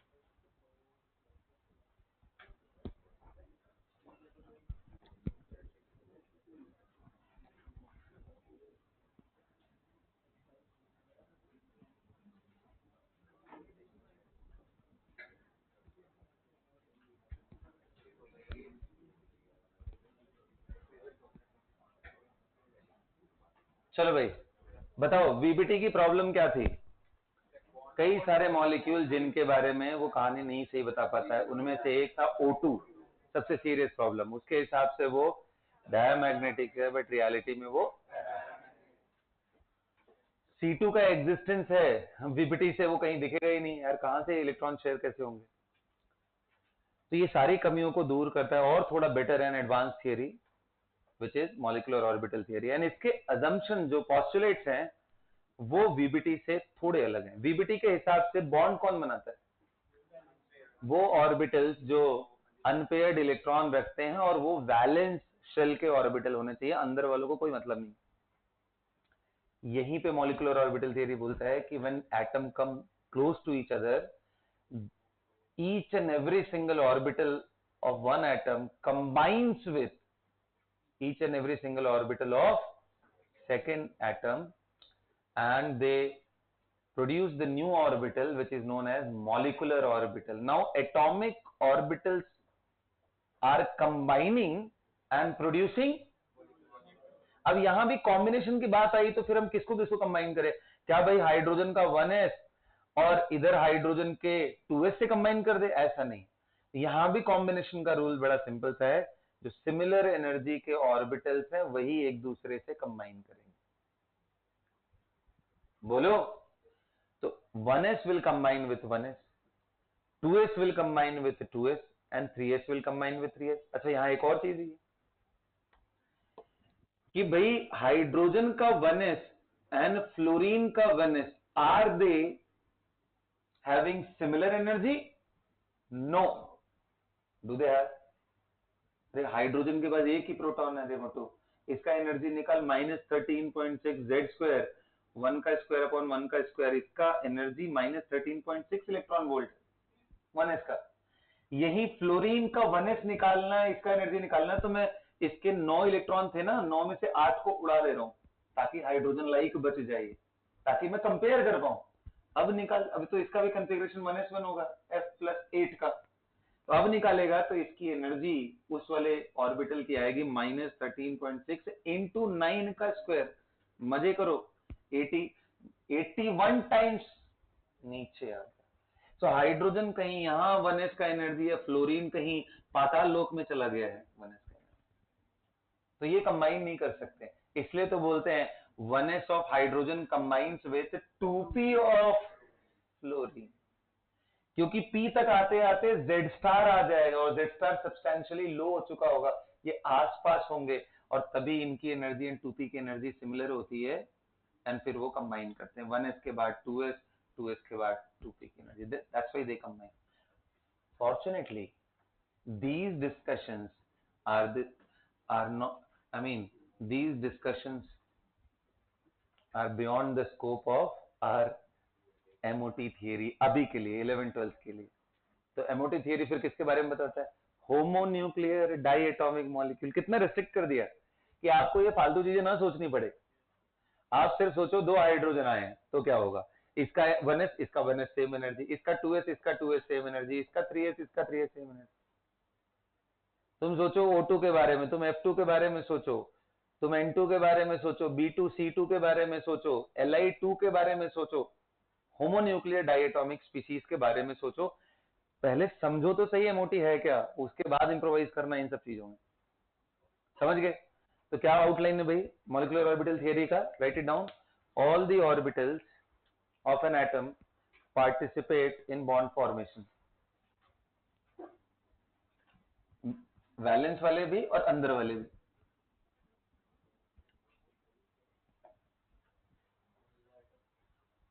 All the orbitals of an atom participate in bond formation। दूसरा क्या है? दूसरा बताओ। So when atom come close to each other, atomic orbital of similar energy combines and they produce molecular orbitals.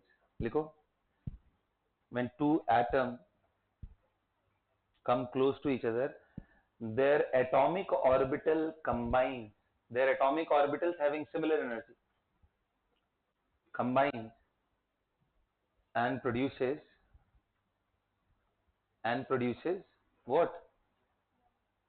बोलो, molecular orbitals, equal number of molecular orbital. यहां पे भी वही है, दो डब्बे मिले तो दो डब्बे ही बनेंगे, ठीक है? Equal number of molecular orbitals, got it? Equal number of molecular. अब उसमें सब हेडिंग डालेंगे हम लोग, कौन सा चीज इंपॉर्टेंट है? हाँ, we are considering homonuclear diatomic. देखो, consider the formation of homonuclear diatomic molecule, क्योंकि उसी के नीचे ये सारी कहानियां अब आएंगी।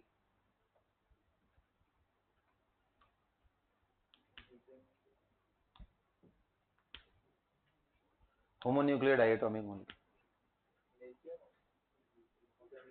Consider the case of homonuclear diatomic molecule, ठीक है? अब उसके नीचे, अच्छा, मैं अभी एक पॉइंट और लिखवाना था बीच में, सुनो पहले ध्यान से, फिर उसके बाद अपना नोट कर लेना। वो क्या है कि जब एटॉमिक ऑर्बिटल कम, जैसे हाइब्रिडेशन में हम क्या बोल रहे थे, एक ही एटम के सिमिलर एनर्जी ऑर्बिटल मिक्स हो जाते हैं और वो गायब होकर हाइब्रिड ऑर्बिटल पैदा हो जाता है। यहां कहानी अलग है, इस हाइड्रोजन का 1s is combining with 1s of another hydrogen atom, ये दोनों कंबाइन कर रहे हैं, दो डिफरेंट एटम के ऑर्बिटल्स कंबाइन कर रहे हैं, मिक्स भी नहीं हो रहे, कंबाइन कर रहे हैं, और उनके 1s के जगह पे अब दो मॉलिक्यूलर ऑर्बिटल आ गए। तो यानी टाइप ऑफ मॉलिक्यूलर ऑर्बिटल हमें समझना पड़ेगा। तो देखो, टाइप ऑफ मॉलिक्यूलर ऑर्बिटल में आप आओगे तो वाइडली तीन तरह के ऑर्बिटल डिस्कस किए जाते हैं, bonding, anti bonding, non bonding. कितने तरह के? Bonding, anti bonding, non. अच्छा, ये नॉन बॉन्डिंग वाला केस गायब हो जाएगा पर्टिकुलरली तब जब हम होमोन्यूक्लियर डायटोमिक का केस लेंगे, क्योंकि आ ही दो रह रहे हैं तो दो मॉलिक्यूलर ऑर्बिटल पैदा होंगे, एक बॉन्डिंग होगा, एक एंटी बॉन्डिंग। ओके, लिखो,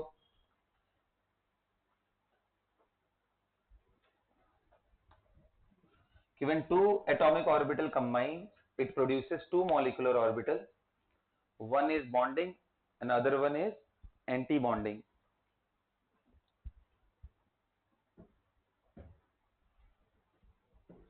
one is bonding, other one is anti bonding। चलो देखो, एग्जांपल आ जाते हैं फटाफट। देख बेटा, S और S मिला रहे हैं, 1s होमोन्यूक्लियर का केस लिया, दोनों का एनर्जी सेम है, ये दोनों कंबाइन करेंगे तो दो ऑर्बिटल बनते हैं, और एक का नाम होता है सिग्मा 1s और एक का होता है सिग्मा स्टार 1s। ये BMO है और ये ABMO है, एंटी बॉन्डिंग मॉलिक्यूलर ऑर्बिटल, और ये बॉन्ड स्टार जिस पे लगा हुआ है एंटी बॉन्डिंग का। सिग्मा क्यों? क्योंकि तुम्हें पता है कि यार ये दोनों कंबाइन करेंगे तो सिग्मा ही बनता है, पाई नहीं बनता है, इसलिए नाम क्या है? सिग्मा। तो अगर आपसे कोई पूछे कि चलो एनर्जी के हिसाब से आपने बॉन्डिंग और ये बता दिया, लेकिन पूछा जाए कि बॉन्डिंग कितने तरह के हो सकते हैं, तो types of molecular orbital MOs पूछा जाए तो आप बोलोगे sigma, sigma star, pi, pi star, del, del star. Depend करता है किस तरह की सिमेट्री ओवरलैप हो रही है, उस हिसाब से इतने सारे बनते हैं। तो sigma 1s, sigma star 1s। अच्छा, इनको देखना हो तो कैसे देखेंगे? बड़ा आसान है, याद करो मैंने तुम्हें बताया था कंस्ट्रक्टिव एंड डिस्ट्रक्टिव ओवरलैप। तो सिग्मा बनने का मतलब जब दोनों सेम फेज में आए, यानी ये न्यूक्लियस दोनों को बीच में ओवरलैप कर दे, और यहां अपोजिट इधर और इधर गायब कर दो, इधर प्लस और इधर माइनस। मतलब इसको ऐसे समझ लो कि जैसे एक प्लस और एक माइनस पास आ रहे थे तो इनका कॉम्बिनेशन हुआ तो बीच में डेंसिटी जीरो हो गई। इधर ये न्यूक्लियस है, ये डॉट डॉट क्या है? न्यूक्लियस। क्या समझ में आ रहा है? बस में तो ये बना सिग्मा और ये बना सिग्मा स्टार।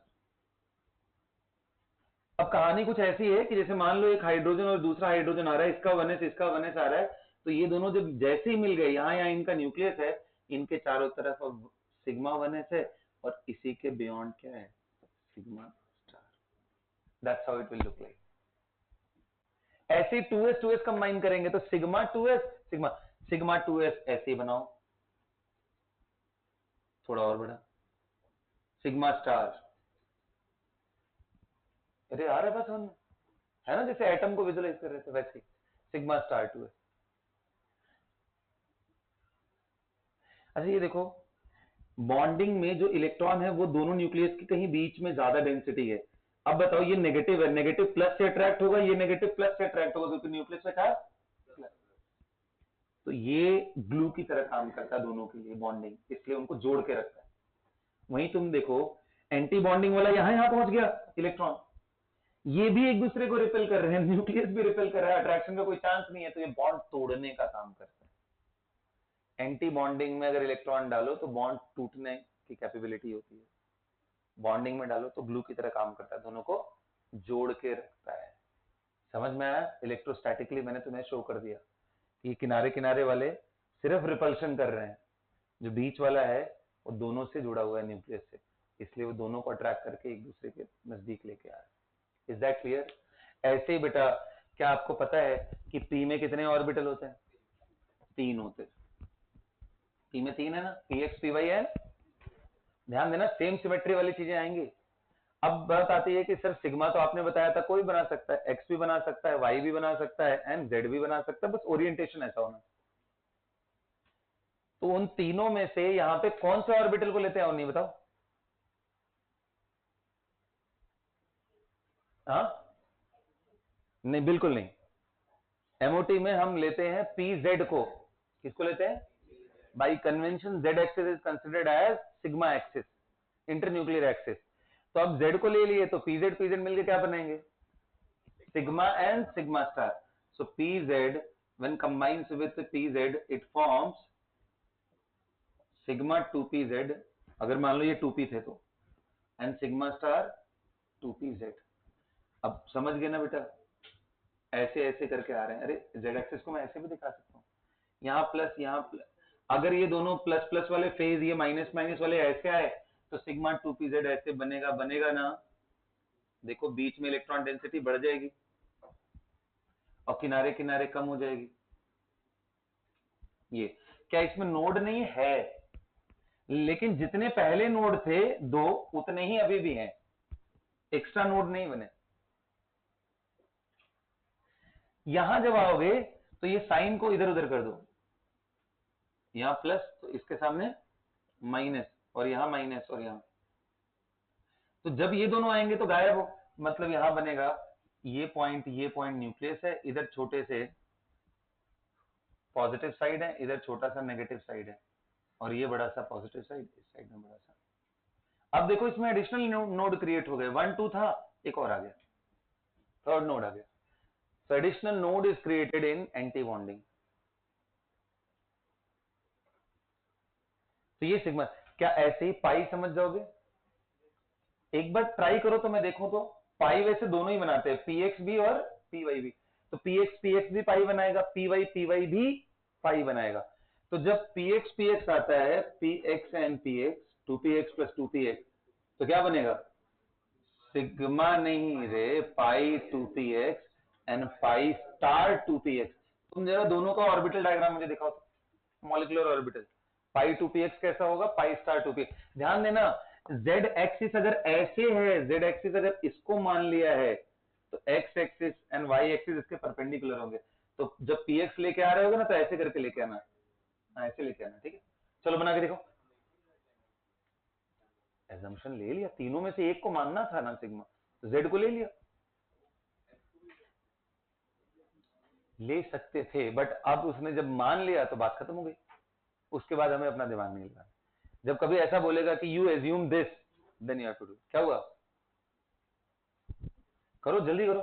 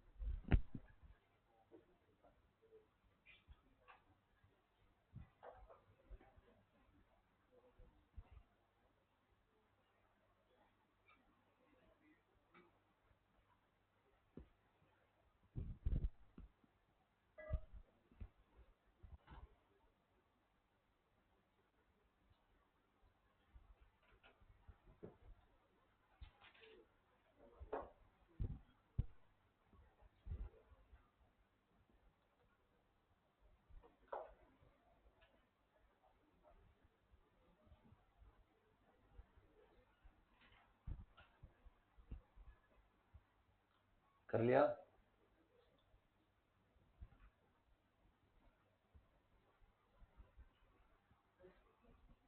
चलो कैसे बनाया, चलो देखते हैं। देखो पाई 2px कैसे बना होगा, ऐसे ऐसे जब ओवरलैप हो रहे हैं, इनको प्लस प्लस इनको माइनस माइनस, तो ऐसे बन रहा होगा बेटा, है ना? सही है। जब स्टार बना रहे हो तो इसमें प्लस माइनस और यहाँ माइनस और यहाँ प्लस, तो जैसे ही नजदीक आएंगे तो इनके बीच में डेंसिटी गायब हो जाएगी, तो किनारे की साइड में थोड़ी डेंसिटी बची रहेगी, पतली कर देना उसको थोड़ी, यहाँ प्लस और यहाँ माइनस, यहाँ माइनस, यहाँ एडिशनल लोब यहाँ देखो बन गया। पहले सिर्फ इसके पास ये था, ये तो है ही, साथ में ये भी बन गया। यहाँ देखो बीच में कोई नहीं है, जिसके लॉन्ग पहले था नोड वही अभी भी है। समझ में आया? तो ऐसे जेड का भी हो जाएगा। बोलो तब ऑर्बिटल तुम्हारे पास क्या आ गया, अगर मैं सिर्फ 1s 2s and 2px 2py 2pz को लूं तो कितने ऑर्बिटल आ गए तुम्हारे पास? Sigma 1s, sigma star 1s, sigma 2s, sigma star,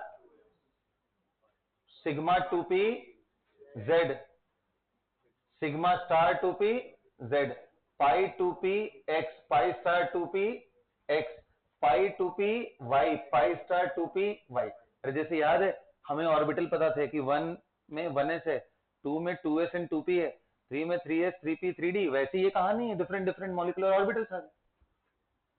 अब भाई अगली बात आती है इनकी एनर्जी का, तो यहाँ पे भी वो तीनों principle, electron should be filled in increasing order of energy, अब वो प्रिंसिपल। देन अगला कौन सा, no two electron can have the same set of all four quantum numbers, Pauli's exclusion principle. अगर आइडेंटिकल एनर्जी यानी डीजेनरेट वाले आ गए तो उनमें इलेक्ट्रॉन को एक एक करके फिल करेंगे मैक्सिमम मल्टीप्लिसिटी के लिए, हंट्स रूल ऑफ मैक्सिमम। तीनों ही यहां लगेंगे जैसे एटॉमिक में लगते थे। लेकिन पहले एनर्जी ऑर्डर तो देख लें। यहां एनर्जी ऑर्डर में थोड़ा सा लफड़ा है, सबके आइडेंटिकल नहीं है, दो सेट ऑफ मॉलिक्यूल्स के लिए अलग अलग है और एक जगह ही सिर्फ बदलता है वो। आइए आपको समझाता हूं, मैं इससे पहले डायग्राम बना दूं फिर समझाता हूं।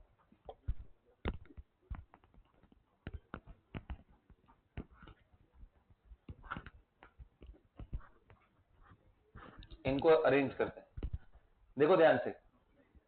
ये मैं बताऊंगा सम ऑफ प्रोटॉन या इलेक्ट्रॉन, बोलो अगर न्यूट्रल है तो, अप टू 14 है तब क्या कहानी है, ग्रेटर देन 14 है तब क्या कहानी है। तो ग्रेटर देन 14 देखो एकदम नेचुरल सा है, जैसा होना चाहिए। देख ये 1s है, बता ये अगर एनर्जी का एक्सिस है तो 1s यहां होगा। दूसरे वाले भाई साहब 1s का दो ही क्यों ले रहा हूं, डायटोमिक का डिस्कशन कर रहे हैं, ये दोनों आते हैं तो एक हायर एनर्जी और एक लोअर। ये जो लोअर एनर्जी है वही बॉन्डिंग है, सिग्मा 1s, जो हाई में चला गया वो, अरे बॉन्ड बनने का मतलब स्टेबिलिटी आना होता है ना। अच्छा 1s से ज्यादा एनर्जी किसकी होती है, 2s की, तो यहाँ 2s यहाँ 2s, ध्यान रखना ये एनर्जी का एक्सिस है। तो 2s कंबाइन करके sigma 2s and sigma star 2s। ऐसे अब 2p के तीन ऑर्बिटल हैं, px py and pz, px py and pz। इनसे तीन बॉन्डिंग एंड तीन एंटी बॉन्डिंग बनेंगे। सिग्मा एंड पाई में ज्यादा स्ट्रॉन्ग कौन होता है, जनरली सिग्मा, तो सिग्मा लोअर आना चाहिए, ज्यादा स्ट्रॉन्ग का मतलब मोर लोअर इन एनर्जी। तो ये जो सबसे नीचे आएगा उसका नाम क्या है, सिग्मा 2pz, और इसके ऊपर जो दो आएंगे वो कौन से हैं, पाई 2px और ये पाई 2py। अब भाई तुम लोग यहाँ पे px py and pz, px py and pz इनको लोकेट कर लेना। जैसे इसको बना रहे हो तो ऐसे से दिखा लेना डॉट डॉट, इनको बना रहे हो तो ऐसे दिखा लो वाई वाई, इनको बना रहे हो तो z, ऐसे ही तीन ऊपर आएंगे बेटा, बोलना। तो जितना स्ट्रांगली ओवरलैप उतना ही रिपेल भी करेगा, तो उतना ही ऊपर भी जाता है। तो सिग्मा स्टार सबसे ऊपर होता है 2pz, और ये pi 2px is equal to pi 2py, नहीं पाई नहीं पाई स्टार। ये होता है जनरल एनर्जी ऑर्डर। यानी अगर मैं बात करूं तो ऐसे लिखना चाहिए मुझे, sigma 1s, sigma star 1s, sigma 2s, sigma star 2s, यहां तक कोई गड़बड़ी नहीं। इसके बाद पहले कौन आ रहा है, सिग्मा 2pz। ध्यान रखना तीनों बॉन्डिंग के पहले आएंगे, फिर पाई एंड पाई। अब ध्यान देना यहाँ pi 2px is equal to pi 2py, क्योंकि इनकी एनर्जी बराबर है, तीनों बॉन्डिंग के हो गए। यहाँ ऐसे एनर्जी है बढ़ते हुए और इन दोनों के बराबर। इसके बाद एंटी बॉन्डिंग वाला कौन सा था, pi star 2px sorry is equal to pi star 2py, and इससे बड़ा कौन है, सिग्मा स्टार 2pz। क्या सबको समझ में आ रहा है? ये एनर्जी का ऑर्डर है यहाँ। अब सोच तेरे पास इलेक्ट्रॉन आ गए, मान ले O2 आ गया, से फॉर एग्जांपल O2 ले लेते हैं। O2 में कितने इलेक्ट्रॉन है? अब O नहीं है, O2 बन गया है। O2 को देखना 16 है, एक ऑप्शन 16। भरना शुरू करो। एक डब्बे में कितने इलेक्ट्रॉन मोटू? 2 इधर भर दिया, 2 इधर, 2 इधर, 2 इधर, कितने भर लिए? 8। फिर 9th 10th 11th 12th 13th 14th 15th 16th कितने अनपेयर्ड दिखे? कहां प्रेजेंट है? पाई स्टार में। That's why O2 is paramagnetic. O2 is, अब पूछा जाए तुमसे बॉन्ड ऑर्डर कैसे निकालेंगे, क्योंकि उसमें तो बॉन्ड बना के निकाल लेते थे, तो बॉन्ड ऑर्डर इसमें बोलते हैं, देख बॉन्डिंग में इलेक्ट्रॉन हो तो बॉन्ड बनाता है, एंटी बॉन्डिंग में हो तो बिगाड़ता है। तो bonding electron minus anti bonding करना, लेकिन 2 इलेक्ट्रॉन मिलके एक बॉन्ड बनाते हैं तो divided by 2, half of bonding minus anti bonding electron. तो याद करने की जरूरत है क्या? सर कितना 11th में लगता है यही पहाड़ है, बाप रे, हाफ ऑफ एंटी बॉन्डिंग, ये कहां से आ रहा है? Bonding minus anti bonding by 2। सबको समझ में आ रहा है? This is how we calculate what बेटा, बॉन्ड ऑर्डर। अब बताओ मैं एंटी बॉन्डिंग से इलेक्ट्रॉन गायब करूं तो बॉन्ड ऑर्डर बढ़ जाएगा ना? तुम देखो जरा काउंट करके देखो बॉन्डिंग के कितने हैं इसमें। ये बॉन्डिंग, ये बॉन्डिंग, ये तीनों बॉन्डिंग कितना हुआ? 6 और 4 10 हुआ। एंटी बॉन्डिंग बचा हुआ 16 से, तो 6 एंटी बॉन्डिंग, 10 - 6 कितना आया? 4 बाई 2, 2 आ गया बॉन्ड ऑर्डर। O2 का बॉन्ड ऑर्डर 2 होता है। VBT से भी वही आता है, MOT से भी वही आता है। आगे बात समझ में? अच्छा इधर एक गड़बड़ी है बस, पता है सब चीज सही है, बस एक जगह गड़बड़ी है कि ये जो 3 P वाले हैं ना, इनमें पहले पाई आ जाता है, ऊपर सिग्मा आता है। ये pi 2px is equal to pi 2py की एनर्जी कम हो जाती, ऊपर वैसे ही है जैसा पहले था, सिग्मा स्टार ही सबसे ऊपर है, ऊपर में कोई, ये बस यहीं पे गड़बड़ होता है। ये जो एनर्जी लिखी है ना ये वाली, ये उठ करके आगे चली जाती है। और वो क्यों? क्योंकि ये जो 2s का ऑर्बिटल होता है ना, उसकी जो सिमेट्री है और सिग्मा 2pz की सिमेट्री वो में मतलब काफी क्लोज होती है, जिसकी वजह से sp मिक्सिंग का वर्ड आता है। sp मिक्सिंग, इसके वजह से वो एनर्जी ऑर्बिटल, एनर्जी ऑर्डर गड़बड़ हो जाता है। So due to sp mixing, what happens? This pi comes lower in energy and then sigma becomes higher in energy only in bonding. ये एंटी बॉन्डिंग वालों से नहीं, क्योंकि एंटी बॉन्डिंग वाला S से बहुत दूर है, उससे दिक्कत नहीं। तो sp मिक्सिंग का प्रॉब्लम की वजह से, इसलिए कभी एग्जाम में आ जाए कि assume there is no sp mixing, तो कौन सा मानोगे ऑर्डर? ये मानिए, और यही ऑर्डर मान के करना। फिर अगर बोल दे एज्यूम, बोलने का जरूरत ही नहीं है, एजम्पशन बोलने का जरूरत नहीं है। sp मिक्सिंग तो होता है, कहां तक होता है? कम इलेक्ट्रॉन हो तो। अच्छा वो अब बोलोगे सर यहां क्यों नहीं मिक्सिंग हो पाएगा? 14 प्रोटॉन तक ही क्यों है, 15 16 17 18 में क्या प्रॉब्लम आ गई? देख जैसे जैसे प्रोटॉन बढ़ाते हैं जेड स्टार बढ़ेगा, जेड स्टार बढ़ेगा तो सबकी एनर्जी बढ़ेगी, सबकी, अरे मतलब सबकी एनर्जी काफी मैग्नीट्यूड वाइज बढ़ेगी ना, उनके बीच का गैप भी, और जब ज्यादा गैप हो जाए तो मिक्सिंग का पॉसिबिलिटी खत्म हो जाता है। इसलिए जितना ज्यादा, इतना लॉजिकल है ये पूरा चीज एमओटी का, ऐसा नहीं है कि बस कुछ भी दिमाग में आ रहा है करते जा रहा है। sp मिक्सिंग इनमें नहीं अकर करता है, क्योंकि इनके जो ऑर्बिटल्स है उनके बीच का एनर्जी गैप काफी ज्यादा होता है, and that's how this energy order. तो क्या अब तुम C2 देख लोगे? C2 करके दिखाओ जरा। तो right the molecular configuration of C2। अच्छा पेरोक्साइड पता ना क्या होता है? पेरोक्साइड O2-2, उसमें बॉन्ड ऑर्डर 1 होता है, तो दोनों का निकालो। Find right the molecular orbital configuration of C2 and O2-2। C2 का निकालो, O2-2 का निकालो, और इनके बारे में सारी कहानी बताओ। पैरा है कि डाया है, बॉन्ड ऑर्डर, ये दोनों बताओ। अगर पैरा है तो कितने अनपेयर्ड इलेक्ट्रॉन, ये सब बताओ, जल्दी लिखो तो।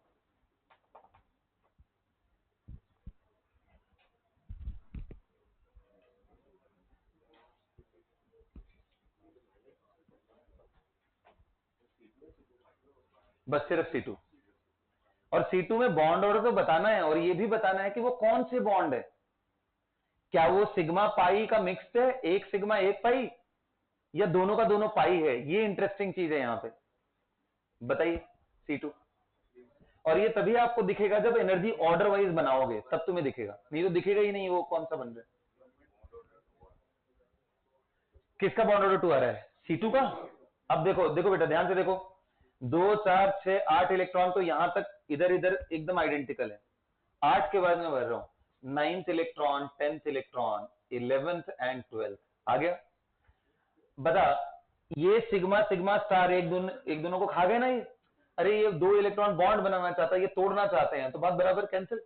ये इसको खत्म कर दिया, इसलिए तो बोलते हैं बॉन्डिंग माइनस एंटी बॉन्डिंग करो। लास्ट में बचा कौन सा? सिर्फ ये 4 इलेक्ट्रॉन। कहां प्रेजेंट है? सिग्मा में कि पाई में? सारे पाई में है। 4 इलेक्ट्रॉन पाई के हैं, तो बॉन्ड कितने हुए? 2, और वो भी कौन से? पाई के। Interesting, very interesting that C2 exists, have bond order 2, and both of them are pi only. It is not mixed of sigma and pi. And this anomaly occurs only in these cases. ऐसा नहीं है सारे जगह। O2 में देखो sigma pi मिलेगा तुम्हें। O2 में देखो, O2 का तो यही था ना कॉन्फ़िगरेशन। देखो यहां तक सब एक दूसरे को खत्म कर चुके थे। इसका सिग्मा सिग्मा स्टार में कोई नहीं है, तो सिग्मा बॉन्ड भी बचा रह गया। 2 electron equal to 1 sigma bond. इसके पाई के 4 इलेक्ट्रॉन थे, पाई स्टार में 2, तो 2 यहां से गायब कर दो, कितना बचा? 2 इलेक्ट्रॉन पाई का बचा इफेक्टिवली, तो 2 डिवाइडेड बाई 2 करोगे, यानी सो 1 सिग्मा 1 पाई। यहां दोनों के दोनों। और मजा आएगा, पता है, B2 करके देखना। B2 में एक ही बॉन्ड है और वो भी सिर्फ पाई है, क्योंकि B2 भी तो इधर ही वाले केस में आएगा। B2 में कितने इलेक्ट्रॉन है? अरे बोरॉन का 5, दूसरे बोरॉन का 5, मिला के 10 हो गया। 10 मतलब लेस देन 14 हुआ, तो ये वाला एनर्जी ऑर्डर आएगा। 10 देखो, 8 तक तो हमने यहां तक भर लिया था, 9th एंड 10th खत्म हो गया, दोनों पाई में ही। 2 डिवाइडेड बाई 2 बॉन्ड ऑर्डर बना गया, और एक बॉन्ड ऑर्डर आया, और वो भी क्या है? पाई। है ना इंटरेस्टिंग? तो B2, और मजेदार बात, Na2 बनता है, Li2 भी बनता है। बोलो, Na2Li2 करके देख लेना, इसी कॉन्फ़िगरेशन से तुम्हें दिखेगा। अच्छा, इससे एक्सप्लेन करोगे तुम्हें क्लियर पता चलेगा हीलियम क्यों नहीं बनता है He2, क्योंकि बॉन्ड ऑर्डर 0। देख, 2 इलेक्ट्रॉन यहां, 2 इलेक्ट्रॉन यहां, 4 थे, बॉन्ड एंटी बॉन्ड। जब बॉन्ड ऑर्डर 0 हो, मतलब कोई अट्रैक्शन है ही नहीं, तो वो एटम के फॉर्म में रहते हैं। So this is the whole hypothesis. कभी सवाल आते हैं कि बताओ H2 plus and H2 minus दोनों का बॉन्ड ऑर्डर तो सेम है। H2 प्लस, 2 इलेक्ट्रॉन में से एक निकाल दो, H2 प्लस बन गया, bond order half. H2 minus, 3 electron होंगे, 2 यहां एक यहां, उसका भी बॉन्ड ऑर्डर हाफ। अब उन दोनों में ज्यादा स्टेबल कौन है? तो बोलते हैं the moment you add anti bonding electron, stability decreases even if the bond order are same.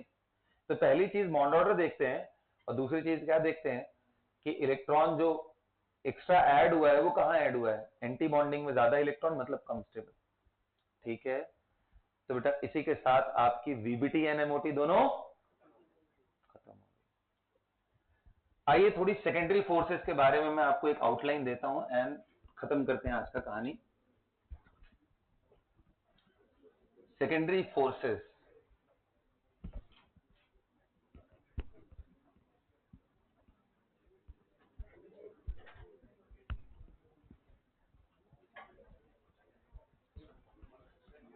हाँ जी, सेकेंडरी फोर्सेस क्या है? सेकेंडरी फोर्सेस तो मैंने एकदम शुरुआत में आपको डिस्कस किया था। बॉन्ड फोर्स ऑफ अट्रैक्शन है जो एटम्स को होल्ड करके रखता है एक मॉलिक्यूल के अंदर। लेकिन जो मॉलिक्यूल्स हैं वो 3 अलग अलग फेजेस में एग्जिस्ट करते हैं, सॉलिड, लिक्विड एंड गैस। जो मॉलिक्यूल्स है वो भी, जैसे H2O इज अ मॉलिक्यूल ना, I am not talking about NaCl which is an ionic compound, वो तो सॉलिड हो गई। I am talking about H2O, जहां पे एक ऑक्सीजन का सिर्फ मतलब अपने दो हाइड्रोजन से है, दूसरे ऑक्सीजन के हाइड्रोजन से इससे कोई लेना देना नहीं है, डायरेक्ट इन्वॉल्वमेंट नहीं है। तो जब ऐसा है कि ये इसके साथ बॉन्ड नहीं बना रहा है, तो ये कॉम्पैक्ट स्ट्रक्चर में कैसे होते हैं 0 डिग्री या उसके नीचे? ये वाटर आइस में क्यों कन्वर्ट होता है? ये सॉलिड क्यों होता है? और 100 डिग्री तक ये लिक्विड में क्यों होता है? जब भाई इसका इससे कोई बॉन्ड नहीं बना है, तो ये लिक्विड क्यों रहता है? क्यों नहीं है गैस? क्योंकि जब इसका इससे बॉन्ड नहीं है तो इनको गैस की तरह रहना चाहिए, बिल्कुल कोई मतलब नहीं है तुमसे, दोनों मॉलिक्यूल एकदम इंडिपेंडेंट है, गैसेस फॉर्म में रहे तो सारे कोवेलेंट मॉलिक्यूल गैस होने चाहिए, नहीं होता है। क्यों? क्योंकि इसमें और इसमें सेकेंडरी फोर्सेज हैं या सेकेंडरी बॉन्ड है जो डेवलप होता है, वो ना तो कोवेलेंट है ना तो आयनिक है। तो वो क्यों डेवलप होता है? वो डेवलप होता है, देखो 2-3 नाम बताऊंगा, ध्यान से सुनना। सबसे पहला डाइपोल, डाइपोल, और इसी का स्पेशल केस है हाइड्रोजन बॉन्डिंग।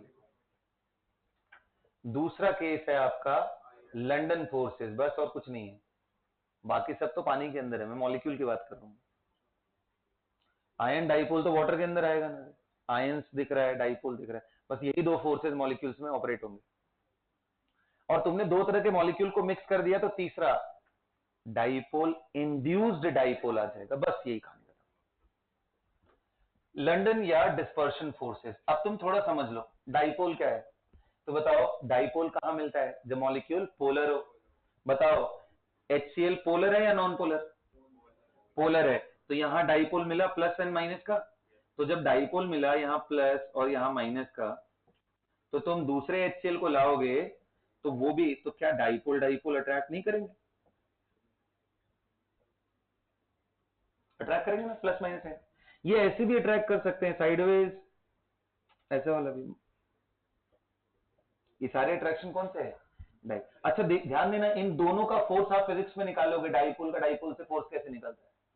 जैसे एक पॉजिटिव चार्ज का एक नेगेटिव चार्ज का जब हम फोर्स निकालते हैं तो उसका ऑर्डर आता है K(Q1Q2) अपॉन आर स्क्वायर। इसका एनर्जी आता है potential energy K(Q1Q2) by are. समझ रहे हो मेरी बात? यहां पे ये अट्रैक्शन में नीचे पावर बदलते हैं। ये आप बताओगे इलेक्ट्रोस्टेट में कितना होता है, मैं तो शेयर कर दूंगा। वैसे आर पे पावर 6 तक जाते हैं, समझ गए ना? मैं डाइपोल डाइपोल की बात नहीं कर रहा हूं, लंदन फोर्सेस इंक्लूड करते हुए बता रहा हूं। अब ये आप बताना किस तरह से। एक आयन का, इसका मैं बता देता हूं, एक आयन का डाइपोल से जब तुम फोर्स निकालते हो, आयन डाइपोल का, एक फिक्स्ड आयन हो एक डाइपोल, तो इनमें जो फोर्स होता है, यहां आर स्क्वायर है ना, वहां आर क्यूब होता है, तो पोटेंशियल एनर्जी एक आर कम हो जाएगा हमेशा, क्योंकि एफ इंटू डी आर ही पोटेंशियल होता है, इंटीग्रेट करोगे एक आर गायब हो जाएगा, तो आर स्क्वायर इंटरेक्शन होगा। ध्यान देना, केमिस्ट्री में पूछे कि किसके प्रोपोर्शनैलिटी में है, नीचे आर है या आर स्क्वायर है या आर क्यूब है या आर की पावर 6 है, तो उसका मतलब फोर्स नहीं, उसका मतलब क्योंकि केमिस्ट्री में मोर इंटरेस्ट लो का एनर्जी में होता है, नॉट ऑन द फोर्सेस, कितनी एनर्जी लगेगी इनको दूर करने में, समझ रहे हो ना? Unless he is mentioning the word force, अगर उसने इंटरैक्शन मतलब potential, bye interaction word use करे तो आपको क्या समझना है? Potential. Is that clear everyone? तो ये था डाइपोल डाइपोल। अब बताओ, इससे तो चलो फिर भी समझ में आ गया कि चलो पोलर पोलर क्यों लिक्विड में हो सकते हैं, क्योंकि फोर्सेस है, सेकेंडरी फोर्सेस है ना। लेकिन बेटा ऐसे बहुत सारे नॉन पोलर मॉलिक्यूल हैं जो भी लिक्विड होते हैं, जैसे benzene is a liquid. Benzene non polar है कि पोलर है? रूम टेम्परेचर पे ये लिक्विड होता है। अब यार यहां कौन सा फोर्स आ गया, यहां तो प्लस माइनस वाला भी नहीं। सिर्फ इतना ही नहीं, अरे मैं लिक्विड छोड़ यार, मैं तुझे बता रहा हूं, देख हाइड्रोकार्बन 17 कार्बन से ऊपर ले लो तुम, 17 कार्बन से ऊपर, सिर्फ कार्बन हाइड्रोजन, ये नॉन पोलर होता है, 17 से ऊपर ले लो, सॉलिड बन जाता है ये। इतना फोर्स है। वो कौन सा फोर्स है जो इनको भाई, कौन सा सेकेंडरी फोर्स है? उसी का नाम है लंदन एंड डिस्पर्शन। मैं उसका एकदम सबसे छोटा फॉर्म बताता हूं आपको, सबसे छोटा एटम बताओ जो बॉन्ड ना बनाता हो? हीलियम। हीलियम है ना? हीलियम को 4 केल्विन के आसपास लिक्विफाई किया गया है। सबसे कम बॉइलिंग पॉइंट किसका होता है? हीलियम का। जितने भी स्पीशीज नोन है उनमें सबसे कम बॉइलिंग पॉइंट किसका है? हीलियम। हाइड्रोजन का उससे काफी ज्यादा होता है, हीलियम सबसे कम है, उसमें फोर्सेस सबसे कम है, लेकिन फिर भी वो लिक्विड कैसे बना? चल मैं इतना नीचे गया, लेकिन फोर्स रहे तब तो यार, वो तो पोलर थोड़े। तो बोलते हैं बेटा कि जब तुम हीलियम को लेके आते हो ना पास में, एकदम पास में, तो यहां थोड़ा मोमेंट बाई मोमेंट उनके इलेक्ट्रॉनिक डिस्ट्रीब्यूशन को देखो तो फिर समझ में आ जाए। तो ये बताओ, इलेक्ट्रॉन तो मूव कर रहा है ना, प्रोबेबिलिटी क्लाउड है। किसी पर्टिकुलर मोमेंट पे किसी एक हीलियम एटम में अगर इलेक्ट्रॉन इधर की तरफ किसी एक पर्टिकुलर मोमेंट, मतलब टाइम डिपेंडेंट में वेव फंक्शन की बात कर रहा हूं, किसी मोमेंट पर अगर इलेक्ट्रॉन इस साइड है तो इस साइड में स्लाइटली नेगेटिव आएंगे और इस साइड स्लाइटली, अरे ये ट्रू पॉजिटिव नहीं है, स्लाइट है, डेल्टा डेल्टा डेल्टा। और ये दूसरा वाला अगर इसके नजदीक है तो कितने लोग करें? ये प्लस इसके माइनस को अपनी तरफ लाने की कोशिश करेगा और इधर, लेकिन ये अगले ही मोमेंट पे इनके घूमने की वजह से ये रीडिस्ट्रीब्यूट हो जाएगा। इसको बोलते हैं लंदन फोर्सेस, डिस्पर्शन फोर्सेस। और ये दुनिया में हर मॉलिक्यूल के अंदर होता है, क्योंकि जब इनमें हो गया तो इलेक्ट्रॉन का डिस्ट्रीब्यूशन तो H2O में भी होगा, H और O में भी, कार्बन में भी होगा, हाइड्रोजन में भी होगा, हर जगह होगा, हर जगह है। तो ये देखो जो छोटा सा जो फोर्स डेवलप हो रहा है ना, यही लंदन फोर्स है। अच्छा, ये पूरे पूरे बनाना पड़ेगा सब जगह, तब तुम्हें दिखाई देगा कि ओवरऑल कैसे बने। तो लंदन फोर्सेस इस बात पर डिपेंड करते हैं कि कितना इनके बीच में कॉन्टैक्ट है, कितना आसानी से ये प्लस इस माइनस को इंड्यूस कर पा रहा है, मतलब पोलराइज कर पा रहा है। समझ रहे हो? लंदन फोर्सेस किस पे डिपेंड कर रहे हैं? एबिलिटी टू गेट पोलराइज्ड, क्योंकि ये प्लस आया और ये इसको इंड्यूस ही ना कर पाए माइनस को, ये पोलराइज ही ना हो तो, ये पोलराइज ही ना हो तो फिर ये फोर्स ही नहीं आएगा, क्योंकि यहां प्लस और यहीं भी प्लस हो गया तो रिपेल कर जाएंगे, गड़बड़ हो जाएगा ना। तो इस एबिलिटी पे डिपेंड करता है। हीलियम स्फेरिकल है, सबसे छोटा, और उसका s इलेक्ट्रॉन है, सबसे कम पोलराइज होने का चांस है s ऑर्बिटल के इलेक्ट्रॉन का, इसलिए सबसे कम बॉइलिंग पॉइंट इसी का होता है। इससे छोटा कोई एटम, जैसे जैसे तुम एटम बढ़ाते जाओ, F2 भी नॉन पोलर है, Cl2 भी नॉन पोलर है, Br2 भी नॉन पोलर है, I2 भी, सब के सब नॉन पोलर। एटम बड़ा होने से, ब्रोमीन बड़ा होने से क्या होगा कि ब्रोमीन के जो ऑर्बिटल्स है दूसरे ब्रोमीन के ऑर्बिटल ये इतने दूर तक डिफ्यूज है कि इनका मोमेंटरली डिस्ट्रीब्यूशन की वजह से इनके वाइडर रेंज में फोर्सेस डेवलप होंगे। जितना सरफेस एरिया कांटेक्ट में हो उतने छोटे छोटे डाइपोल बनेंगे, यहां प्लस बना तो यहां माइनस, यहां माइनस बना तो यहां प्लस, ऐसे से। तो जितना ज्यादा एरिया, इसलिए देखो आयोडीन सॉलिड होता है। तो यहां पे एक रूल लिखवाते हैं, बोलते हैं फोर्स ऑफ अट्रैक्शन कोवेलेंट में किस पे डिपेंड करता है? Proportional to molecular weight. जितना मॉलिक्यूलर वेट ज्यादा हो उतना फोर्स ज्यादा होगा। F2 से ज्यादा Cl2, Cl2 से ज्यादा Br2, Br2 से ज्यादा I2। लेकिन सिर्फ यही अकेले डिटरमाइन नहीं करता है, सरफेस एरिया इन कॉन्टैक्ट, मतलब जितना सरफेस एरिया, जैसे आपको याद करो 4 ही कार्बन लूंगा मैं, 4 कार्बन में एक लीनियर बना दूंगा और 4 कार्बन में एक ब्रांच कर दूंगा, तो बताओ ब्रांचिंग कर दोगे तो स्फेरिकल नेचर आएगा, इसमें लीनियर नेचर आएगा। अब जब दूसरा मॉलिक्यूल लोगे तो बताओ इनके एरिया ज्यादा कांटेक्ट में है या इनका एरिया ज्यादा कांटेक्ट में आएगा? तो यहां जितना कांटेक्ट उतने छोटे छोटे डाइपोल्स बनना डिस्पर्शन वाले, उतना फोर्स। इसलिए लीनियर आइसोमर्स का बॉइलिंग पॉइंट ज्यादा होता है, जो स्फेरिकल टेंडेंसी में आते हैं उनका बॉइलिंग पॉइंट कम। आइसोमर है, सेम मॉलिक्यूलर वेट, इसलिए मैंने बोला कि सरफेस एरिया देखो तब जब मॉलिक्यूलर वेट। कई बारी मॉलिक्यूलर वेट और सरफेस एरिया ये दोनों सिमिलर होने के बाद, मतलब मॉलिक्यूलर वेट बदल भी जाए, पोलराइजिबिलिटी गड़बड़ हो जाए तो बहुत ज्यादा गड़बड़। Force of attraction is proportional to polarisability. अब मैं तुम्हें एक बात बताता हूं, तुम किताब में देखना, एक कार्बन पे सब जगह हाइड्रोजन जोड़ दो और उसी कार्बन पे सब जगह फ्लोरीन जोड़ दो, बताओ मॉलिक्यूलर वेट किसका ज्यादा है? फ्लोरीन वाले का। बॉइलिंग पॉइंट देखोगे बहुत ज्यादा डिफरेंस है। किसका? इसका ज्यादा नहीं होता है इसी का ज्यादा हो जाता है। ये क्या मजाक हो गया? क्योंकि फ्लोरीन अपने इलेक्ट्रॉन पे इतना अच्छा जेड स्टार लगा के होल्ड करके रखता है कि उसको ये इंडक्शन होने ही नहीं देता है। इसलिए जितने हायर फ्लोराइड है सब गैस होते हैं। यूरेनियम 238 एटॉमिक वेट है उसका, 238। UF6 बना के देखो, गैस हो जाएगा। SF6 गैस होता है। Higher fluorides exist in gaseous phase just because they cannot be polarised easily. Fluorine के इलेक्ट्रॉन को नहीं पोलराइज होगा, ये प्लस से ये माइनस डेवलप नहीं होगा, लंडन फोर्सेस गायब हो जाए। आया बात समझ में बेटा? तो ये कारण है कि नॉन पोलर होते हुए भी कैसे कोई चीज सॉलिड, लिक्विड एंड गैस में हो जाती है। हाँ, इसी में आता है लास्ट पार्ट, कौन सा? Hydrogen bond. ये क्या है? बोलते हैं जब पोलराइजेशन इतना स्ट्रांग हो जाए, आई मीन डाइपोल, डाइपोल का स्पेशल केस था ना, जब ये इतना स्ट्रांग हो जाए कि फोर्स एक अलग ही जोन में प्ले करने लग जाए, बाकी मॉलिक्यूलर वेट वगैरह सेकेंडरी हो जाए उसके लिए, उतना स्ट्रांग फोर्स को ही नाम क्या दिया गया? Hydrogen bond. Hydrogen bonding word ही इसलिए है क्योंकि ये सिर्फ हाइड्रोजन के वजह से ही पैदा होता है। हाइड्रोजन ना हो तो नहीं। अब देखो क्यों? क्योंकि जैसे मान लो मैंने बोला HF बनाओ, तो ये पोलर तो है, ये पार्शियल नेगेटिव, ये पार्शियल पॉजिटिव, लेकिन तुम्हें पता है कि मेन साइज तो फ्लोरीन का ही है, हाइड्रोजन तो इतना पिद्दू सा है बस।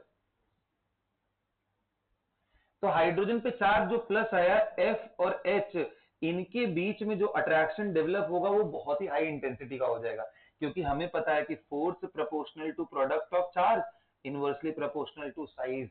तो बताओ हाइड्रोजन का तो इतना कम साइज है, इसका इतना छोटा कि इस जगह से इस जगह का डिस्टेंस अगर हम ले तो बहुत कम हो गया, इसलिए ये फोर्स बहुत स्ट्रांग हो गया। और साथ में ये चार्ज कब ज्यादा होगा? जब हाइड्रोजन के साथ कौन जुड़ा हो? High electron. इसलिए 3 लोगों का नाम आता है, नाइट्रोजन, ऑक्सीजन एंड क्लोरीन। क्यों नहीं क्लोरीन? साइज बढ़ गया, साइज बढ़ेगा तो फोर्स। क्लोरीन और नाइट्रोजन दोनों का इलेक्ट्रोनेगेटिविटी आसपास, बट HCl के अंदर हाइड्रोजन बॉन्डिंग नहीं है, HF के अंदर है, H2O के अंदर है, अमोनिया के अंदर है, सबसे स्ट्रॉन्ग HF के अंदर, फिर OH। वो समझ जाओगे तुम लोग, पोलैरिटी एंड साइजेस की वजह से। क्या समझ में आया? तो ये हाइड्रोजन बॉन्ड है बेटा। हाइड्रोजन बॉन्ड मॉलिक्यूलर वेट को ओवर पावर कर जाते हैं। एक तरफ तुम देखो H2O और दूसरी तरफ देखो तुम H2S, H2AC, H2TE, तुम्हें क्या लगेगा? मॉलिक्यूलर वेट तो नीचे बढ़ रहा है, बॉइलिंग पॉइंट नीचे बढ़ना चाहिए, बट सबसे ज्यादा वाटर का होता है। That is one of the only known hydride of non metals which exist in liquid state. Rest all of them are in gaseous state at room temperature. सबके सब गैस हैं, सिर्फ यही H2O is liquid, H2S is gas. Why? Hydrogen bonding. Molecular weight देखो कितना over power कर गया, सबको पीछे कर गया, क्योंकि ये फोर्स बहुत ही अच्छा होता है। अरे बहुत अच्छा मतलब आयनिक के बराबर नहीं, इन गरीबों में थोड़ा ज्यादा पैसे वाला है, सारे गरीब फोर्स ही हैं। कोवेलेंट और आयनिक से किसी का कोई तुलना, ये सब सेकेंडरी फोर्सेस कमजोर होते हैं। ओके गरीबों, तो बात खत्म हुई यार, ठीक है? तो यहां तक समझ में आया सबको? तो we are done with chemical bonding guys. Next class से हम लोग फ्रेश चैप्टर स्टार्ट करेंगे। That's all.